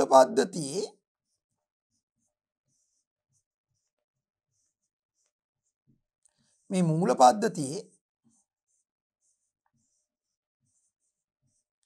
හරි මේ මූල පද්ධතියේ තියෙනවා එක මේ පොඩි පොඩි ගැටි දැන් පොඩක් ලොකු කරලා බලන්න ඕනේ. මේ පොඩි කැලලක් කරලා ලොකු කරලා බැලුවොත් මූල පද්ධතිය මෙන්න මෙහෙම එක මුල් කැලලක් අපි මෙහෙම ලොකු කරලා බැලුවොත් ඒකේ තියෙනවා තනින් තන මෙහෙම ගැටිති. ඒවට කියන්නේ මූල ගැටිති. මූල ගැටිති. ඉතා උනන්දුවෙන් මේක අන්වීක්ෂණය බලන්න ඕනේ නිකම් පොඩ්ඩක් ඔය නිදි කුඹ වගේ ගහක මුලක් ගලවලා පොඩ්ඩක් කිට්ටු කරලා බැලුවොත් කළු පාට ඩොට් ඩොට් වගේ තියෙන මූල ගැටිති. මේ මූල ගැටිති ඇතුලේ ජීවත් වෙනවා බැක්ටීරියාවක්. එයාගේ නම රයිසෝබියම්. රයිසෝබියම් තමයි විද්‍යාත්මක නාමය රයිසෝබියම්. නමුත් අපි යාට පොඩි පෙට් නේම් එකක් හුරතල් නාමයක් දාගෙන තියෙනවා මේ මූල ගැටිත් ඇතුලේ ජීවත් වෙන නිසා මූල ගැටිති බැක්ටීරියාව කියලා. මූල ගැටිති බැක්ටීරියාව. රල්ල ශාකවල මුල්වල ගැටිති ඇතුලේ මූල ගැටිති ඇතුලේ ජීවත් වෙන නිසා අපි හුරතල් නාමයක් දාලා තිනවා මූල ගැටිති බැක්ටීරියාට. මූල ගැටිති බැක්ටීරියාව කියන්නේ රයිසෝබියම් බැක්ටීරියාව. මේ මූල ගැටිති බැක්ටීරියාව මේක ඇතුලේ ඉඳගෙන රනිල ශාකයට ලොකු උදව්වක් කරනවා. මොකද උදව්ව? මේ රනිල ශාක ඕනම ශාකයකට පසෙන් ලබා ගන්න ඕනේ පෝෂක. පසෙන් පෝෂක ගන්න එපා. ජලයට අමතරව කංජලා වන පෝෂක ගන්න එපා. පසේ හුඟක් හිඟ ඒ වුණාට ශාක වලට අත්‍යවශ්‍ය පෝෂකයක් තමයි නයිට්‍රජන්. පසේ හරිම හිඟයි නයිට්‍රජන්. මොකද හුඟක් ගස් පසේ වැඩෙනකොට හැම ගහක්ම නයිට්‍රජන් ගන්න ඕනේ. මොකද නයිට්‍රජන් ගොඩක් ගහට ඕනේ. ඒ නිසා හැම ගහක්ම වගේ උත්සාහ කරනවා පසෙන් නයිට්‍රජන් ගන්න. ඒ නිසා ගන්න එහෙම හැමෝම තරම් කරන නිසා පසේ නයිට්‍රජන් හිඟයි. පසේ නයිට්‍රජන් හිඟයි හැම වෙලාවෙම. මොකද හැම ගහකම මුල් පද්ධතියෙන් නයිට්‍රජන් තවත් පෝෂකත් ගන්නවා. ඒ ගන්න අතර නයිට්‍රජන් විශාල ප්‍රමාණයෙන් ගන්න ඕනේ. ඒක විශාල ප්‍රමාණයෙන් ගහට අවශ්‍ය එකක්. විශේෂයෙන්ම හරිත අප්‍රද හදා ගන්න වගේ ඒවට ප්‍රෝටීන් නිපදවා ගන්න වගේ ඒවට නයිට්‍රජන් අත්‍යවශ්‍යයි. ඒක නිසා ඕනම ශාකයක මුලින් පසෙන් නයිට්‍රජන් සෑහෙන උරා ගන්නවා. ඒ නිසා ඉතින් එක ගහක් නෙමෙයිනේ පසේ තියෙන්නේ ගොඩක් ගස් තියෙනවානේ. ඒ නිසා පසේ තියෙන නයිට්‍රජන් ප්‍රමාණය හරි අඩුයි හැම වෙලාවෙම. ඒ නිසා ශාක අතර මුල් අතර නිරන්තර තරංගයක් තියෙනවා පසෙන් නයිට්‍රජන් ගන්න. ඒතර මේ රනිල ශාක වලටත් පසෙන් ගන්න නයිට්‍රජන් ගන්න හරි අමාරුයි. මොකද නෑනේ හිඟයිනේ. හැබැයි වායුගෝලයේ තියෙනවා නයිට්‍රජන්. ඔබ දන්නවා සාමාන්‍ය වාතයේ 178ක්ම තියෙන නයිට්‍රජන්. ඒතකොට ළමෙක්ට අහන්න පුළුවන් සර් සාමාන්‍ය වාතයේ 178ක් නයිට්‍රජන් තියෙනවා නම් ඇයි ශාක වලට නයිට්‍රජන් වායුගෝලයෙන් ගන්න බැරි? ඇයි වායුගෝලයෙන් ගන්න බැරි? ගන්න බෑ. හේතුව මේ තියෙන නයිට්‍රජන් තියෙන අණු හැටියට. අණු හැටියට අපි ඔබ ඉහළ ශ්‍රේණි වලට ගියාම ඉගෙන ගනි නයිට්‍රජන් අණුවේ නයිට්‍රජන් පරමාණු දෙක අතර ත්‍රිත්ව බන්ධනයක් තියෙනවා. ඒ බන්ධනයේ ප්‍රබල නිසා මේක කඩලා වෙන් කරලා පරමාණු වලට වෙන් කරලා ප්‍රයෝජනට ගන්න ශාක වලට බෑ. ඒ නිසා වායුගෝලයේ කොච්චර නයිට්‍රජන් තිබ්බත් වායුගෝලීය නයිට්‍රජන් වලින් වැඩක් නැහැ. පසේ තියෙන නයිට්‍රජන් තමයි ගන්න ඕනේ. ඒ පසේ නයිට්‍රජන් එකයි මොකද හැම ශාකෙම උරා ගන්න නිසා. එතකොට මේ රනිල ශාකයේ මුලට හරි දැන් ප්‍රශ්නයක් අනිත් ශාකත් එක්ක තරඟ කර කර කොහොමද නයිට්‍රජන් ගන්න කියලා. හැබැයි මේ මූල ගැටි ඇතුලේ මේ බැක්ටීරියාව ඉන්නවා නම් ඒ ප්‍රශ්නේ විසඳනවා. මොකද්ද? බැක්ටීරියාව කරන්නේ වායුගෝලයේ තියෙන නයිට්‍රජන් අරගෙන කඩලා ශාකයට ප්‍රයෝජනවත් විදියට පත් කරලා ශාකයට ලබා දෙනවා. අර වායුගෝලයේ තියෙන නයිට්‍රජන් වායුගෝලයේ තියෙන නයිට්‍රජන් ඒක ශාකයට කරන්න බෑ. හැබැයි බැක්ටීරියාට පුළුවන්. බැක්ටීරියා වායුගෝලයේ නයිට්‍රජන් අරන් අණුව කඩලා පරමාණු වලට වෙන් කරලා ශාකයට ප්‍රයෝජනෙට ගන්න පුළුවන් විදිහට හදලා දෙනවා. ඒ නිසා මේ බැක්ටීරියාව රන්ල ශාක මූල ගැටිත් ඇතුළේ ඉන්න තාක්කල් රන්ල ශාක මූලට පසෙන් නයිට්‍රජන් ගන්න ඕනෙත් නැහැ, ගහට නයිට්‍රජන් අඩු වෙන්නෙත් නැහැ. ඇයි? අර බැක්ටීරියාව වායුගෝලයෙන් නයිට්‍රජන් අරගෙන කඩලා ඒක ශාකයට ප්‍රයෝජනවත් වන ආකාරයට ලබා දෙනවා මුලට. අන්න රයිසෝබියම් බැක්ටීරියාවත් මූල ගැටති බැක්ටීරියාව රන්ල ශාකයට උදව්වක් කරනවා. ඒගොල්ලන්ට ගන්න අමාරු නයිට්‍රජන් වායුගෝලයෙන් අරගෙන ශාකයට ප්‍රයෝජනවත් ලෙස ලබා දෙනවා. ඒතර ඒ ශාකයට ලොකු උදව්වක් නේ. ශාකයේ ඒ වෙනුවට මේ බැක්ටීරියාවට උදව්වක් කරනවා. මොකද්ද? ඉන්න තැනක් දීලා තියෙනවා මේ මූල ගැටිත් ඇතුලේ. වාසස්ථානයක් දීලා තියෙනවා. ආරක්ෂාව දෙනවා. ඔක ඇතුලේ එයාට ආරක්ෂාකාරී බැක්ටීරියාවට. ඒ වගේම රන්ල ශාකයේ ප්‍රභා සංශ්ලේෂණය කළ නිපදවන ආහාර මෙයාට ලබා දෙනවා. ඒතර දෙදෙනාටම වාසි. රන්ල ශාකයට වාසි මූල ගැටිත් බැක්ටීරියාව ඉන්න නිසා, රයිසෝබියම් බැක්ටීරියාව ඉන්න නිසා, වායුගෝලයේ නයිට්‍රජන් අරන් එයා ගහට දෙන නිසා ගහට ශාකයට වාසි. අනික් අතට බැක්ටීරියාවට වාසි ශාකය එයාට ඉන්න වාසස්ථානයක් දීලා තිනවා, ආරක්ෂාව දීලා තිනවා, ආහාර දෙනවා. අන්න දෙදෙනාටම වාසි සැලසෙන පරිදි ජීවීන් දෙදෙනෙකු අතර පවතින සම්බන්ධතාවයේ සහජීවනය යනු සමහර බැක්ටීරියාව සහජීවනයෙන් මේ රයිසෝබියම් බැක්ටීරියා වගේ අය ජීවත් වෙලා ඉන්න ශාකා සතුන්ට හානි කරන්න යන්නෙත් නැහැ, මරණු ජීවි දේවට එන්සයිම් ස්‍රාවය කරන්න යන්නෙත් නැහැ. අර වගේ වෙන ජීවියට වෙන ශාකයට උදව්වක් කරලා එයාගෙන් පෝෂණය ලබා ගන්න. රයිට්? එයාගෙන් පෝෂණය ලබා ගන්න. පැහැදිලි කරගත්තද? සහජීවී. හැබැයි මෙහෙම කට්ටිය හරි අඩුයි. කීප දෙනෙක් ඉන්නවා. වැඩි හරියක් බැක්ටීරියා ඉන්නේ පරපෝෂී සහ මෘතෝපජීවී. මෘතෝපජීවීනුත් හොඳයි. ඒකේ මියගිය ශාකා සත්ත්ව දේ පරිසරයෙන් ඉවත් වෙනවා. මේගොල්ලෝ හරි නෑ. මොකද ඒගොල්ලෝ ජීවත් වෙලා ඉන්න ශාකා සතුන්ට හානි කරමින් පෝෂණය ලබා ගන්න නිසා ඒගොල්ලෝ නිසා ශාකා සතුන්ට ලෙඩ රෝග වැළඳෙනවා. මිනිසා ඇතුළු ශාකා සතුන්ට ලෙඩ රෝග වැළඳෙන්නේ මෙන්න මේ පරපෝෂී බැක්ටීරියා නිසා ප්‍රධාන වශයෙන්. රයිට්. එහෙමනම් මේ පෝෂණය අනුව ගත්තොත් බැක්ටීරියා ඔය වර්ගීකරණයට අපිට යන්න පුළුවන්. මොනවද වර්ගීකරණය? ස්වයංපෝෂී, විෂමපෝෂී. ස්වයංපෝෂී නැවත රසායනික සංශ්ලේෂී ගොඩ හරියක් ඉන්නේ සුළු ප්‍රමාණයක් ආලෝකය පාවිච්චි කරලා ආහාර නිපදවන ප්‍රභා සංශ්ලේෂී. විෂමපෝෂී ආකාර අතරින් මොදෙනෙක් පරපෝෂී, මෘතෝපජීවී සුළු ප්‍රමාණයක් සහජීවී. ඒත් බලමු. දැන් මේ වැඩි හරියක් බැක්ටීරියාව මේ පැත්තට වැටෙන නිසා මේ පැත්ත වැඩි ගැන කතා කරලා නැහැ පොතේ. හරි, ඒකයි මේක මෙහෙම කියලා තියෙන්නේ. බැක්ටීරියා පෝෂණය සිදු කරගන්නා ප්‍රධාන ආකාර තුනක් ඇත. ඒ කියන්නේ මේ විෂමපෝෂී බැක්ටීරියා. හරි, මේගොල්ලෝ ඇත්තම දෙකයි කඩලා තියෙන්නේ. පරපෝෂිත බැක්ටීරියා කියන්නේ මේ බලන්න වෙන් කරලා තියෙන හැටි. ඒ කියන්නේ අර විෂමපෝෂී ගොඩේ ඉන්න එක්කෙනෙක් පරපෝෂී. ඊළඟ මෘතෝපජීවී මේගොල්ලෝ මම අරගොල්ලෝ ටිකක් අඩුයිනේ සහජීවී කට්ටිය. ඒක දාලා නැහැ. අනිත් පැත්තට ස්වයංපෝෂී. තමා විසින්ම ආහාර නිපදවා ගන්න ස්වයංපෝෂී. ඒක හැබැයි දෙකට කඩලා නැහැ. රසායනික සහ ප්‍රභා සංශ්ලේෂික එතර දුරට වර්ගීකරණය කියලා නැහැ. එතකොට ස්වයංපෝෂී අය ඉන්නවා. හැබැයි හරි අඩුවෙන් ඉන්නේ. විෂමපෝෂී අය ඉන්නවා. විෂමපෝෂී අය අතරින් ඒගොල්ලෝ දෙකයි කඩලා තියෙන්නේ. පරපෝෂී, මෘතෝපජීවී හැබැයි සහජීවී බැක්ටීරියාත් ඉන්නවා. නැත්තේ නෑ. හරි. නියම වර්ගීකරණය මේක. මේ මම කියලා දුන්නු එක ප්‍රශ්නයක් නෑ. බැක්ටීරියා ද්විඛණ්ඩනය මගින් බෝ වේ. මොකද්ද මේ ද්විඛණ්ඩනය කියන්නේ? ඔය බැක්ටීරියා ප්‍රජනනය කරන්නේ ද්විඛණ්ඩනය. ඒක අලිංගික ප්‍රජනන ක්‍රමයක්. අලිංගික ප්‍රජනන ක්‍රමයක් ද්විඛණ්ඩනය කියලා කියනවා. අලිංගික ප්‍රජනන ක්‍රමයකින් තමයි බෝ වෙන්නේ. ලිංගික ප්‍රජනනය කරන්නේ නැහැ. අලිංගික ප්‍රජනනයෙන් බෝ වෙන්නේ. ඒ කියන්නේ නොදියුණු ප්‍රජනන ක්‍රමයක්. ද්විඛණ්ඩනය කියන්නේ මෙහෙම. දැන් මෙහෙම බැක්ටීරියා සෛලේ තියෙනවා කියලා හිතන්නකෝ. මෙහෙම බැක්ටීරියා සෛලේ තියෙනවා නම් හරිද? මේ තියෙන යාගේ අර නෂ්ටිය නම් සංවිධානයේ නොවූ අනි වෘත්තාකාර DNA නෂ්ටිය නම් මේ සෛලේ නම් දැන් මෙයාට ප්‍රජනනය වෙන්න ඕනට වුණාම වෙන්නේ මොකද්ද? මේ නෂ්ටියෙන් තවත් මේ වගේම නෂ්ටියක් හැදෙනවා. කියන්නේ මේක ඇතුළෙම මෙහෙම ටිකක් වෙලා ගියාට පස්සේ මේ එකම සෛලේ අවස්ථාව මං අඳින්නේ තව නෂ්ටියක් හැදිලා මේ වගේ එකක් මෙයාගෙම තව ඩුප්ලිකේට් එකක් හදනවා. අපි කියනවා රෙප්ලිකේට් වෙනවායි කියලා. ප්‍රතිවලිත වෙනවා. ඒ කියන්නේ මේ වෘත්තාකාර DNA අණුව ඒ જાතියම තව කැලක් හදනවා. ජීවීනේ. එහෙම කරන්න පුළුවන්. බැක්ටීරියාව ජීවීනේ ඔන්න හැදුවා. හරිද? දැන් මොකද වෙන්නේ? ඊළඟට තව ටිකක් වෙලා ගියාට පස්සේ මේ සෛලප්ලාස්මය, සෛල බිත්තියේ මේ සෛලප්ලාස්මය මෙහෙම වෙනවා.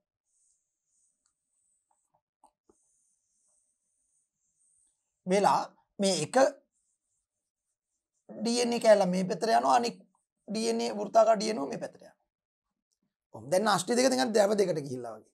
දැන් බෙදෙන්න කිට්ටුයි. ඊළඟ තව ටිකක් වෙලා ගියාට පස්සේ මේක මෙහෙම පේනවා.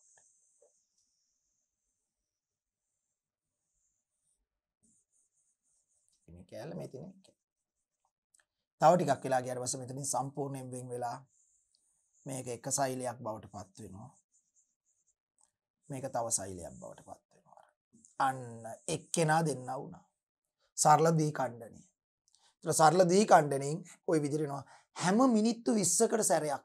හැම මිනිත්තු 20කට සැරයක්ම බැක්ටීරියාවක් මේ විදිහට දෙකට බෙදලා සෛල දෙකක් බවට පත් වෙනවා. දැන් ඒ දෙක තව මිනිත්තු 20කින් මේ විදිහට දෙක බෙදලා දෙක හතර වෙනයි. මෙයාගෙන් දෙකයි මෙයාගෙන් දෙකයි හතරක් වෙනවා. තව මිනිත්තු 20කින් ඒ හතර දෙනා දෙක දෙක බෙදලා 8 වෙනවා. තව මිනිත්තු 20කින් 8 16 32 64 ආදී වශයෙන් ගිහිල්ලා සැලකිය යුතු කාලයක් යනකොට අතිවිශාල බැක්ටීරියා ගහනයක් එනවා. ඒ කියන්නේ බැක්ටීරියාව ද්විඛණ්ඩනය මගින් ප්‍රජනනය කරනකොට කෙටි කාලයක් තුල අතිවිශාල බැක්ටීරියා සෛල ප්‍රමාණයක් නිපදවා ගන්න පුළුවන්. තමන්ගේ ගහණය සංඛ්‍යාව වේගයෙන් වැඩි කරන්න පුළුවන් බැක්ටීරියා. ඉතාමත්ම වේගයෙන් බෝ වෙනවා බැක්ටීරියාව. ඒක නිසා බැක්ටීරියා ආශ්‍රිතව යම් කර්මාන්තයක් කරනවා ඒක හරි කාර්යක්ෂමව කරගන්න පුළුවන්. මොකද සුළු බැක්ටීරියා ප්‍රමාණයක් අපි ගෙනල්ලා දැම්මම කෙටි කාලයක් තුලදී බැක්ටීරියාව වේගයෙන් සංඛ්‍යාව වර්ධනය වෙනවා. ඒතකොට ඒක තමයි මේ කියන්නේ.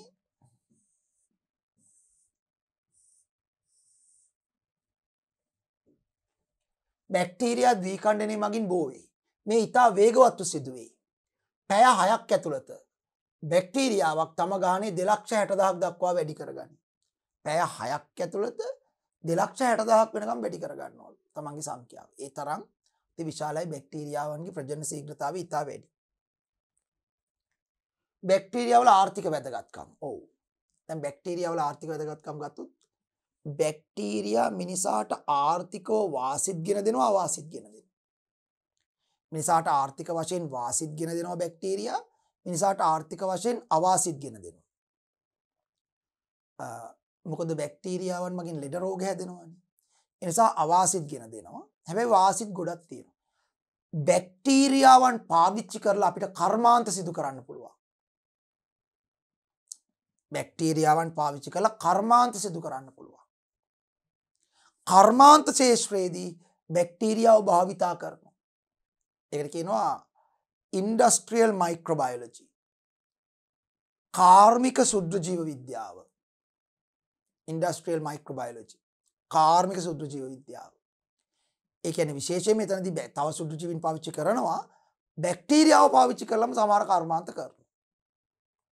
මොනවද බැක්ටීරියාවන්ගෙන් අපිට කරන්න පුළුවන් කර්මාන්ත මොනවද ප්‍රයෝජන? පළවෙනි එක තමයි කිරි ආශ්‍රිත කර්මාන්ත. මොකද කිරි මත බැක්ටීරියාව වර්ධනය වෙනකොට අපිට විවිධ නිෂ්පාදන කරන්න පුළුවන් එකෙන්. උදාහරණයකට යෝගට්. කිරි වලින් හදන යෝගට්. යෝගට් කිරි වලින් යෝගට් නිෂ්පාදනය කරන්න බැක්ටීරියාව දෙවර්ගයක් ඕන කරනවා. ලැක්ටෝබැසිලස් බල්ගෙරිකස් කියන බැක්ටීරියාව. එහෙම නැත්නම් ස්ට්‍රෙප්ටොකොකස් ලැක්ටිස් කියන බැක්ටීරියාව. ලැක්ටෝබැසිලස් බල්ගෙරිකස් බැක්ටීරියාව එහෙම නැත්නම් ස්ට්‍රෙප්ටොකොකස් ලැක්ටිස් කියන බැක්ටීරියාව අපි යෝගට් නිෂ්පාදනයේදී පාවිච්චි කරනවා. ඒ බැක්ටීරියා දෙකෙන් එකක්. දෙකෙන් මොකක් හරි එකක් තමයි පාවිච්චි කරන්නේ යෝගට් හදන්න. කිරි මත ලැක්ටෝබැසිලස් බල්ගෙරිකස් බැක්ටීරියාව හෝ ස්ට්‍රෙප්ටොකොකස් ලැක්ටිස් කියන බැක්ටීරියාව වර්ධනය වෙන්න සැලැස්සුවම තමයි කිරි කැටි ගහලා යෝගට් බවට පත් වෙන්නේ. ඒ යෝගට් නිෂ්පාදනය පියවර තියෙනවා. හරි.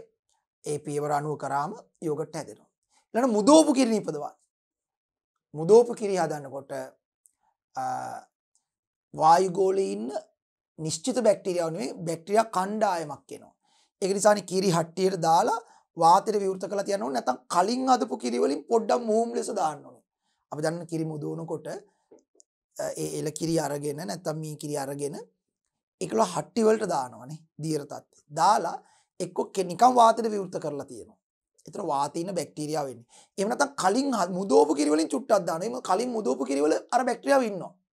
මුහුන් කියලා ඒගොල්ලෝ කියන්නේ. මේ මුහුන් චුට්ටක් දැම්මම ඇති. ඒක දැම්මම ඒකේ තියෙන අර කලින් හිටපු එකේ බැක්ටීරියාව ගිහිල්ලා මේක මත වර්ධනය වෙලා මේක කැටි ගස්සනවා. ඒතර කිරි මිදවීම කරන්නේ වාතයේ ඉන්න බැක්ටීරියාව කණ්ඩායම. කැටි ගස්සනවා. ඒතර තමයි කිරි මිදවෙන්නේ. හරි. ඒතර මුදවපු කිරි හදන්න. ඊළඟ චීස් නිෂ්පාදනය කරන්න. බටර් නිෂ්පාදනය කරන්න. බැක්ටීරියාව දායක වෙනවා. චීස් හදන්න, බටර් හදන්න, යෝගට් හදන්න, කිරි මුදවන්න, කිරි ආශ්‍රිත නිෂ්පාදන කරන්න බැක්ටීරියාව වැදගත් වෙනවා. ඒ බැක්ටීරියාවන්ගේ එක ප්‍රයෝජනය. මේ තියෙන එක තමයි. බැක්ටීරියා මිනිසාට අහිතකර මෙන්ම ප්‍රයෝජනවත් වන අවස්ථාද ඇත. හරි. කිරි ආශ්‍රිත කර්මාන්ත. ඒ විතරක් නෙමෙයි. කොහු කර්මාන්තයට. කොහු කර්මාන්තයට බැක්ටීරියාව ඕනේ. ඒ කෙඳි වෙන් කිරීමේ කර්මාන්තයට බැක්ටීරියාව ඕනේ. ඒතර ආයි කොහොමද කෙඳි වෙන් කිරීමේ කර්මාන්තයට බැක්ටීරියාව ඕන වෙන්නේ? දැන් පොල් ලෙලි ඇතුලේ තියෙන පොල් කෙඳි, හන පත්‍ර ඇතුලේ තියෙන හන කෙඳි, හන කොළවල තියෙන හන කෙඳි මේවා එකිනෙකට ඇලවිලා තියෙන්නේ. අපි දැන් පොල් ලෙල්ලක් ගත්තොත් පොල් ලෙල්ලේ පොල් කෙඳි එකට ඇලවිලා තියෙන්නේ. මෙහෙම ගත්තොත් මෙහෙම පොල් කෙඳි ගත්තොත් ඔන්න ඔය විදියට ඊළඟ පොල් කෙන්දත් එක්ක මේ දෙක මේ පොල් කෙඳි දෙකක් කියමුකෝ. මේ දෙක සාමාන්‍ය පොල් ලෙල්ල ඇතුලේ යම් ද්‍රව්‍යකින් එකට ඇලවිලා තියෙන්නේ නේ. එකට ඇලවිලා තියෙන්නේ. ඒ ඇලවිලා තියෙන ද්‍රව්‍යයට අපි කියනවා පෙක්ටික් ද්‍රව්‍ය. පෙක්ටික් ද්‍රව්‍ය වලින් එකට ඇලවිලා තියෙන්නේ මේ දෙක. කෙඳි වර්ග දෙක. එකට ඇලවිලා තියෙන පෙක්ටික් ද්‍රව්‍ය වලින්. හරිද? පෙක්ටික් ද්‍රව්‍ය වලින් එකට ඇලවිලා තියෙන්නේ ඕම. පෙක්ටික් ද්‍රව්‍ය කියලා ද්‍රව්‍යකි. ඒක නිසා තමයි කෙඳි අපිට අතින් වෙන් කරන්න බෑ. වෙන් කරොත් කැඩෙනවා. අර පෙක්ටික් ද්‍රව්‍ය වලින් ඇලවිලා තියෙන නිසා කැඩෙනවා. හැබැයි අපි මේක කරන්නේ පොල් එළිය අරගෙන නැත්නම් හන පත්‍ර අරගෙන වතුරේ පල් කරනවා. පල් වෙන වතුරට එනවා බැක්ටීරියාව. වතුර පල් වෙනවා කියන්නේ ඒකේ බැක්ටීරියා වර්ධනය වෙනවා. ඒ බැක්ටීරියාවන් විසින් ස්‍රාවය කරන පෙක්ටිනේස් කියලා එන්සයිමයක්. ඒ එන්සයිමේ නම තමයි පෙක්ටිනේස්. ඔය පෙක්ටිනේස් කියන එන්සයිමයට පුළුවන් මේ කෙඳි අතර තියෙන පෙක්ටික් ද්‍රව්‍ය වියෝජනය කරන්න. ඒ නිසා පොල් එලි පල් වෙච්ච වතුරේ දාලා තියෙනකොට හන පත්‍ර පල් වෙච්ච වතුරේ දාලා තියෙනකොට මේ පල් වූ ජලයේ ඉන්න බැක්ටීරියාවන් විසින් ස්‍රාවය කරන පෙක්ටිනේස් එන්සයිමෙන් කෙඳි දි รา පත් වෙන්නේ නැහැ. කෙඳි අතර තියෙන පෙක්ටික් ද්‍රව්‍ය වියෝජනය වෙලා කෙඳි වෙන් වෙනවා. මේ පෙක්ටික් ද්‍රව්‍ය ඉවත් වෙලා යනවා. මේ පෙක්ටික් ද්‍රව්‍ය මොකද වෙන්නේ? මේ පෙක්ටික් ද්‍රව්‍ය ඉවත් වෙලා යනවා. පෙක්ටික් ද්‍රව්‍ය ඉවත් වෙනවා. ඔන්න බලන්න. හරිද? පෙක්ටිනේස් එන්සයිමෙන් පෙක්ටික් ද්‍රව්‍ය ඉවත් වෙනවා. හරි? පෙක්ටික් ද්‍රව්‍ය ඉවත් වෙනවා. මෙහෙම තිබ්බ පෙක්ටික් ද්‍රව්‍ය අර පෙක්ටිනේස් එන්සයිමෙන් මේ කෙඳි අතර තිබිච්ච පෙක්ටික් ද්‍රව්‍ය මෙහෙම ඉවත් වෙනවා. එතකොට කෙඳි වෙන්නේ. ඒ නිසා මේක සති කිහිපයක් හරි පල් වෙච්ච වතුර ඇතුළේ දාලා තිබ්බම බැක්ටීරියා විසින් ස්‍රාවය කරන පෙක්ටිනේස් එන්සයිමෙන් පෙක්ටික් ද්‍රව්‍ය වියෝජනය වෙලා ගිහිල්ලා කෙඳි වෙන් වෙනවා. ඒ අනුව කෙඳි වෙන් කරලා කොහු කර්මාන්තයට, ලනු කර්මාන්තයට අපිට බැක්ටීරියා ඕන කරනවා. ඊට තේකොළ සකස් කරන්න බැක්ටීරියා ඕන කරනවා. තේකොළ සකස් කිරීමේ කර්මාන්තයට බැක්ටීරියා ඕන කරනවා. විනාකිරි නිෂ්පාදනයට විනාකිරි හදන්නේ ඇසිටෝබැක්ටර් කියලා බැක්ටීරියාවකි. Ethyl මධ්‍යසාරයවත් ethanol ethyl මධ්‍යසාරයවත් ethanol C2යි H5යි OH ethyl මධ්‍යසාරයවත් ethanol හරි ඔක්සිකරණය කරනවා. ඔක්සිජන් එක ප්‍රතික්‍රියා කරලා ඇසිටික් අම්ලය බවට පත් කරනවා. CH3COOH මේක කියන්නේ ඇසිටික් අම්ලය. මේ ප්‍රතික්‍රියාව කරන්න වැදගත් වෙනවා ඇසිටෝබැක්ටර් කියලා බැක්ටීරියාවක්. ඇසිටෝබැක්ටර් TER ඇසිටෝබැක්ටර් කියලා බැක්ටීරියාවක් කියලා වැදගත් වෙනවා. මෙන්න මේ බැක්ටීරියාවෙන් මේ ප්‍රතික්‍රියාව කරලා ඇසිටික් අම්ලය හදනවා. ඇසිටික් අම්ලයේ ජලීය ද්‍රාවණය තමයි විනාකිරි. එන විනාකිරි නිෂ්පාදනයට මේ බැක්ටීරියාව ඕන කරනවා. බැක්ටීරියාව නොකරන විනාකිරි නිෂ්පාදනයට. හරි. ඊළඟට ඇතැම් ඖෂධ නිෂ්පාදනයේදී බැක්ටීරියාව භාවිතා කරනවා. දැන් විශේෂයෙන්ම දියවැඩියා රෝගීට ලබා දෙන ඉන්සියුලින් කියන ඒ හෝමෝනය නැත්නම් ඒ ඉන්සියුලින් කියන ඖෂධය නිපදවන්නට ඊකෝලයි කියන බැක්ටීරියාව භාවිතා කරනවා. බැක්ටීරියාව ලවා ඇතැම් ඖෂධ නිෂ්පාදනය කරන ඖෂධ කර්මාන්තය. එතකොට ඊළඟට සමහරක් එන්නත් වර්ග නිපදවන ඉන්ජෙක්ෂන් වර්ග එන්නත් වර්ග නිපදවන බැක්ටීරියාව වැදගත් වෙනවා. මේ ආදී කර්මාන්ත රාශියකට අපිට බැක්ටීරියාව වැදගත් වෙනවා. ඒ කියන්නේ බැක්ටීරියාවෙන් අපිට ප්‍රයෝජන තියෙනවා. හම් පදම් කරන්න බැක්ටීරියාව ඕන කරනවා. හම් පදම් කරන්න. සම්පදම් කිරීමට බැක්ටීරියාව භාවිතා කරනවා. සම්පදම් කිරීමේ කර්මාන්තයට බෙර කර්මාන්තයට උන කරන සත්තුන්ගේ හම් පදම් කරන්න බැක්ටීරියාව භාවිතා කරනවා. මේ වගේ කාර්යයන් රාශියකට විද්‍යාවේ බැක්ටීරියාව පාවිච්චි කරනවා. මොකද ඒකට හේතුව තමයි මේගොල්ලන්ගේ ප්‍රජනන ශීඝ්‍රතාවය වැඩි, මේගොල්ලන්ගේ විවිධ එන්සයිම් ස්‍රාවය කළ විවිධ පාල ප්‍රයෝජන ගන්න පුළුවන්. ඒ නිසා අතීතයේ ඉඳලම සුද්ධ ජීවීන් කර්මාන්ත සඳහා භාවිතා කරලා තිනවා. බැක්ටීරියාවන්ගෙන් කරන කර්මාන්ත ගොඩක් තියෙනවා අපි. හරි. ඒක නිසා බැක්ටීරියාවන්ගේ අවාසි වගේම වාසිත් තියෙනවා. හරි එහෙනම් අපි බලමු.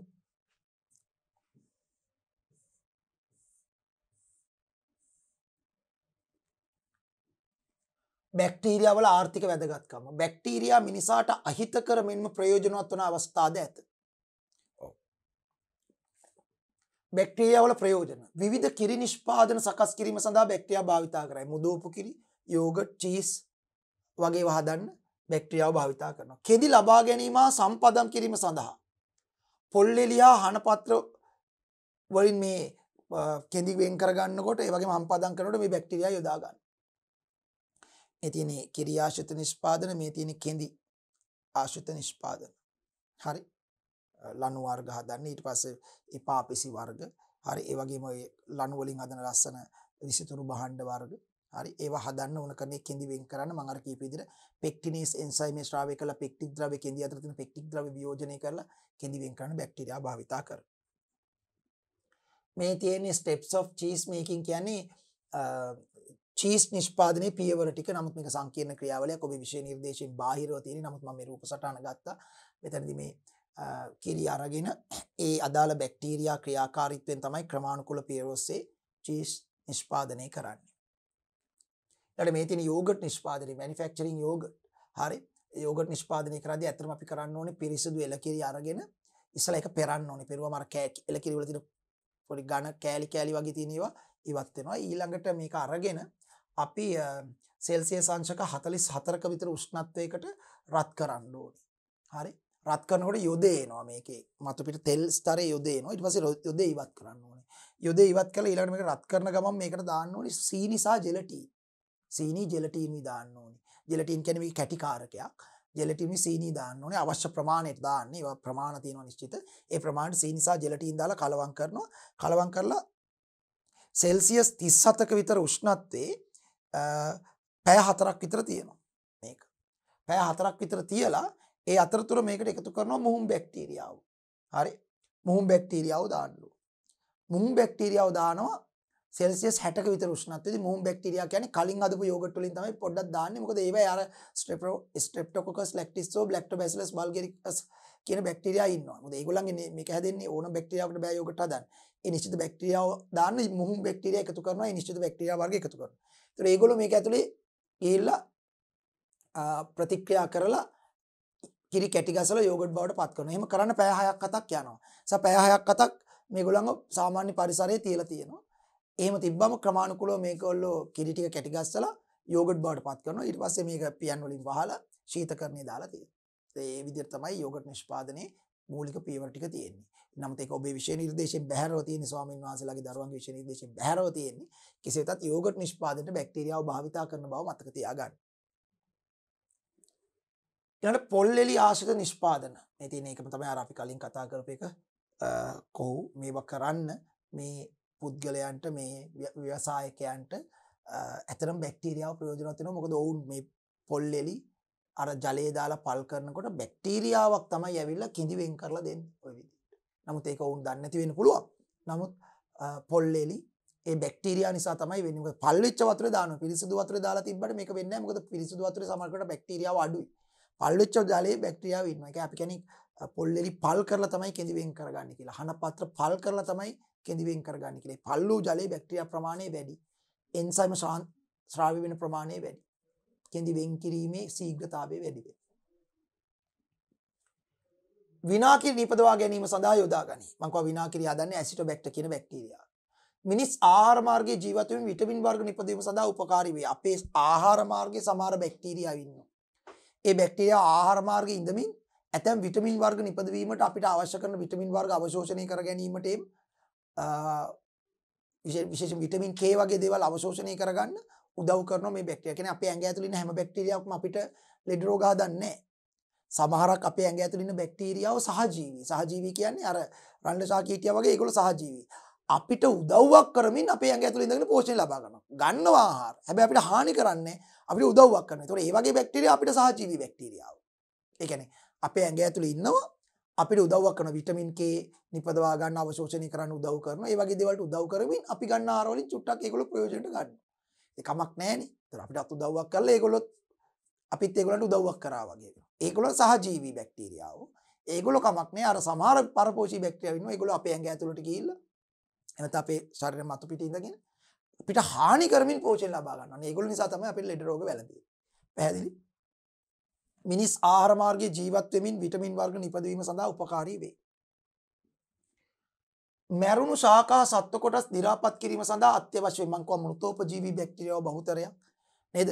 මියගිය ශාකා සත්ව දේහ වලට ඇවිල්ලා ඒවට එන්සයිම් ශ්‍රාවය කරලා ඒවා ක්‍රමයෙන් දි รา පත් කරනවා. ඒ දි รา පත් කරන අතරතුර ඒවායින් පෝෂණය ලබා ගන්නවා. සමහර දි รา පත් වෙන කොටස් පසට එකතු වෙනවා සරල ද්‍රව්‍ය ලෙස. සමහර ඒවා වායුගෝලයට එකතු වෙනවා. සමහර ඒවා ඒගොල්ලෝ පෝෂණය ලබා ගන්නවා. ඒ නිසා අර ශාක දේහ සත්ව දේහ හැමදේම පසේ තියෙන්නේ දි รา පත් වෙලා යනවා. හැබැයි මේගොල්ලෝ නොහිටියා නම් මියගිය ශාකයක් හෝ මියගිය සත්වයක් පසේ වැල්ලුවට පස්සේ හැමදේම මේ දේහේ තියෙත. ඒ දෙක මොකද විනාශ වෙන විදියක් නැහැ. කවුද ඒක දි รา පත් කරන්නේ? කවුද ඒකට එන්සයිම ශ්‍රාවය කරන්නේ? නිසා මේ මෘතෝපජීවී බැක්ටීරියා ක්‍රියාකාරීත්වය පරිසරයෙන් මැරුණු ජීවී දේහ ඉවත් වීම සඳහා ඉතාමත්ම ප්‍රයෝජනවත් ක්‍රියාවලිය. ඔයගලන්ට අපි කියන්නේ වියෝජක ක්‍රියාවලිය කියලා. වියෝජනය කරනවා. මේ තියෙන එහෙම තමයි සතෙක් මැරුණාට පස්සේ මේ ක්‍රමානුකූලව එයා වියෝජනයට ලක් වෙන හැටි තියෙන්නේ. මේ තියෙන එහෙම තමයි සතෙක් මැරුණාට පස්සේ ක්‍රමානුකූලව එයා වියෝජනයට ලක් වෙන හැටි තමයි තියෙන්නේ. සුදු ජීවීන් ඇවිල්ලා විශේෂයෙන්ම බැක්ටීරියාව මේක දි รา පත් කරන හැටි මේ තියෙන ශාකයක් ශාක පත්‍ර වේල්ලා වැටුණාට පස්සේ ක්‍රමක්‍රමයෙන් මේ තත්ත්වයටපත් වෙන්නේ අපිට පේන තමයි බැක්ටීරියා සහ දිලීර ක්‍රියාකාරීත්වයෙන් වියෝජනය වෙන නිසා දි รา පත් වෙලා යන්නේ. මරණු ශාකා සත්ව කොටස් දි รา පත් කිරීම සඳහා අත්‍යවශ්‍ය වේ. වායුගෝලීය නයිට්‍රජන් තිර කිරීම වගේ පසේ නයිට්‍රේට් ප්‍රමාණය වැඩි කර ගැනීම සඳහා භාවිතා කරයි.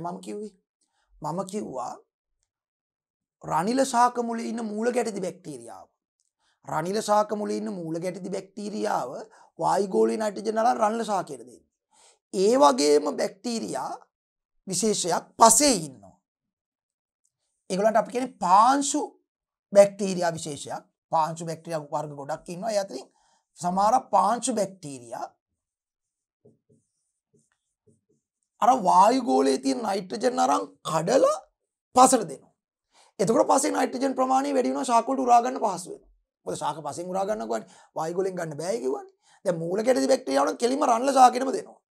නමුත් සමහර පාංශු බැක්ටීරියා පසේ ඉඳගෙන වායුගෝලයෙන් නයිට්‍රජන් අරගෙන කඩලා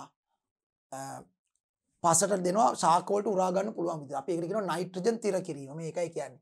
වායුගෝලීය නයිට්‍රජන් තිර කිරීම වගින් පසේ නයිට්‍රේට් ප්‍රමාණය වැඩි කර ගැනීම. ඒගොල්ලෝ කරන්නේ වායුගෝලයේ තියෙන නයිට්‍රජන් මේක මේ විදිහට තියෙන නිසා නෙමෙයි කඩලා ගන්න බැරි. මොකද මේ නයිට්‍රජන් පරමාණු දෙක අතර ත්‍රිත්ව බන්ධනයක් තියෙනවා. ප්‍රබල ත්‍රිත්ව බන්ධනයක්. ඒ නිසා බන්ධන ශක්තිය වැඩි. කඩලා වෙන් කරලා පරමාණු දෙකට වෙන් කරන්න බෑ.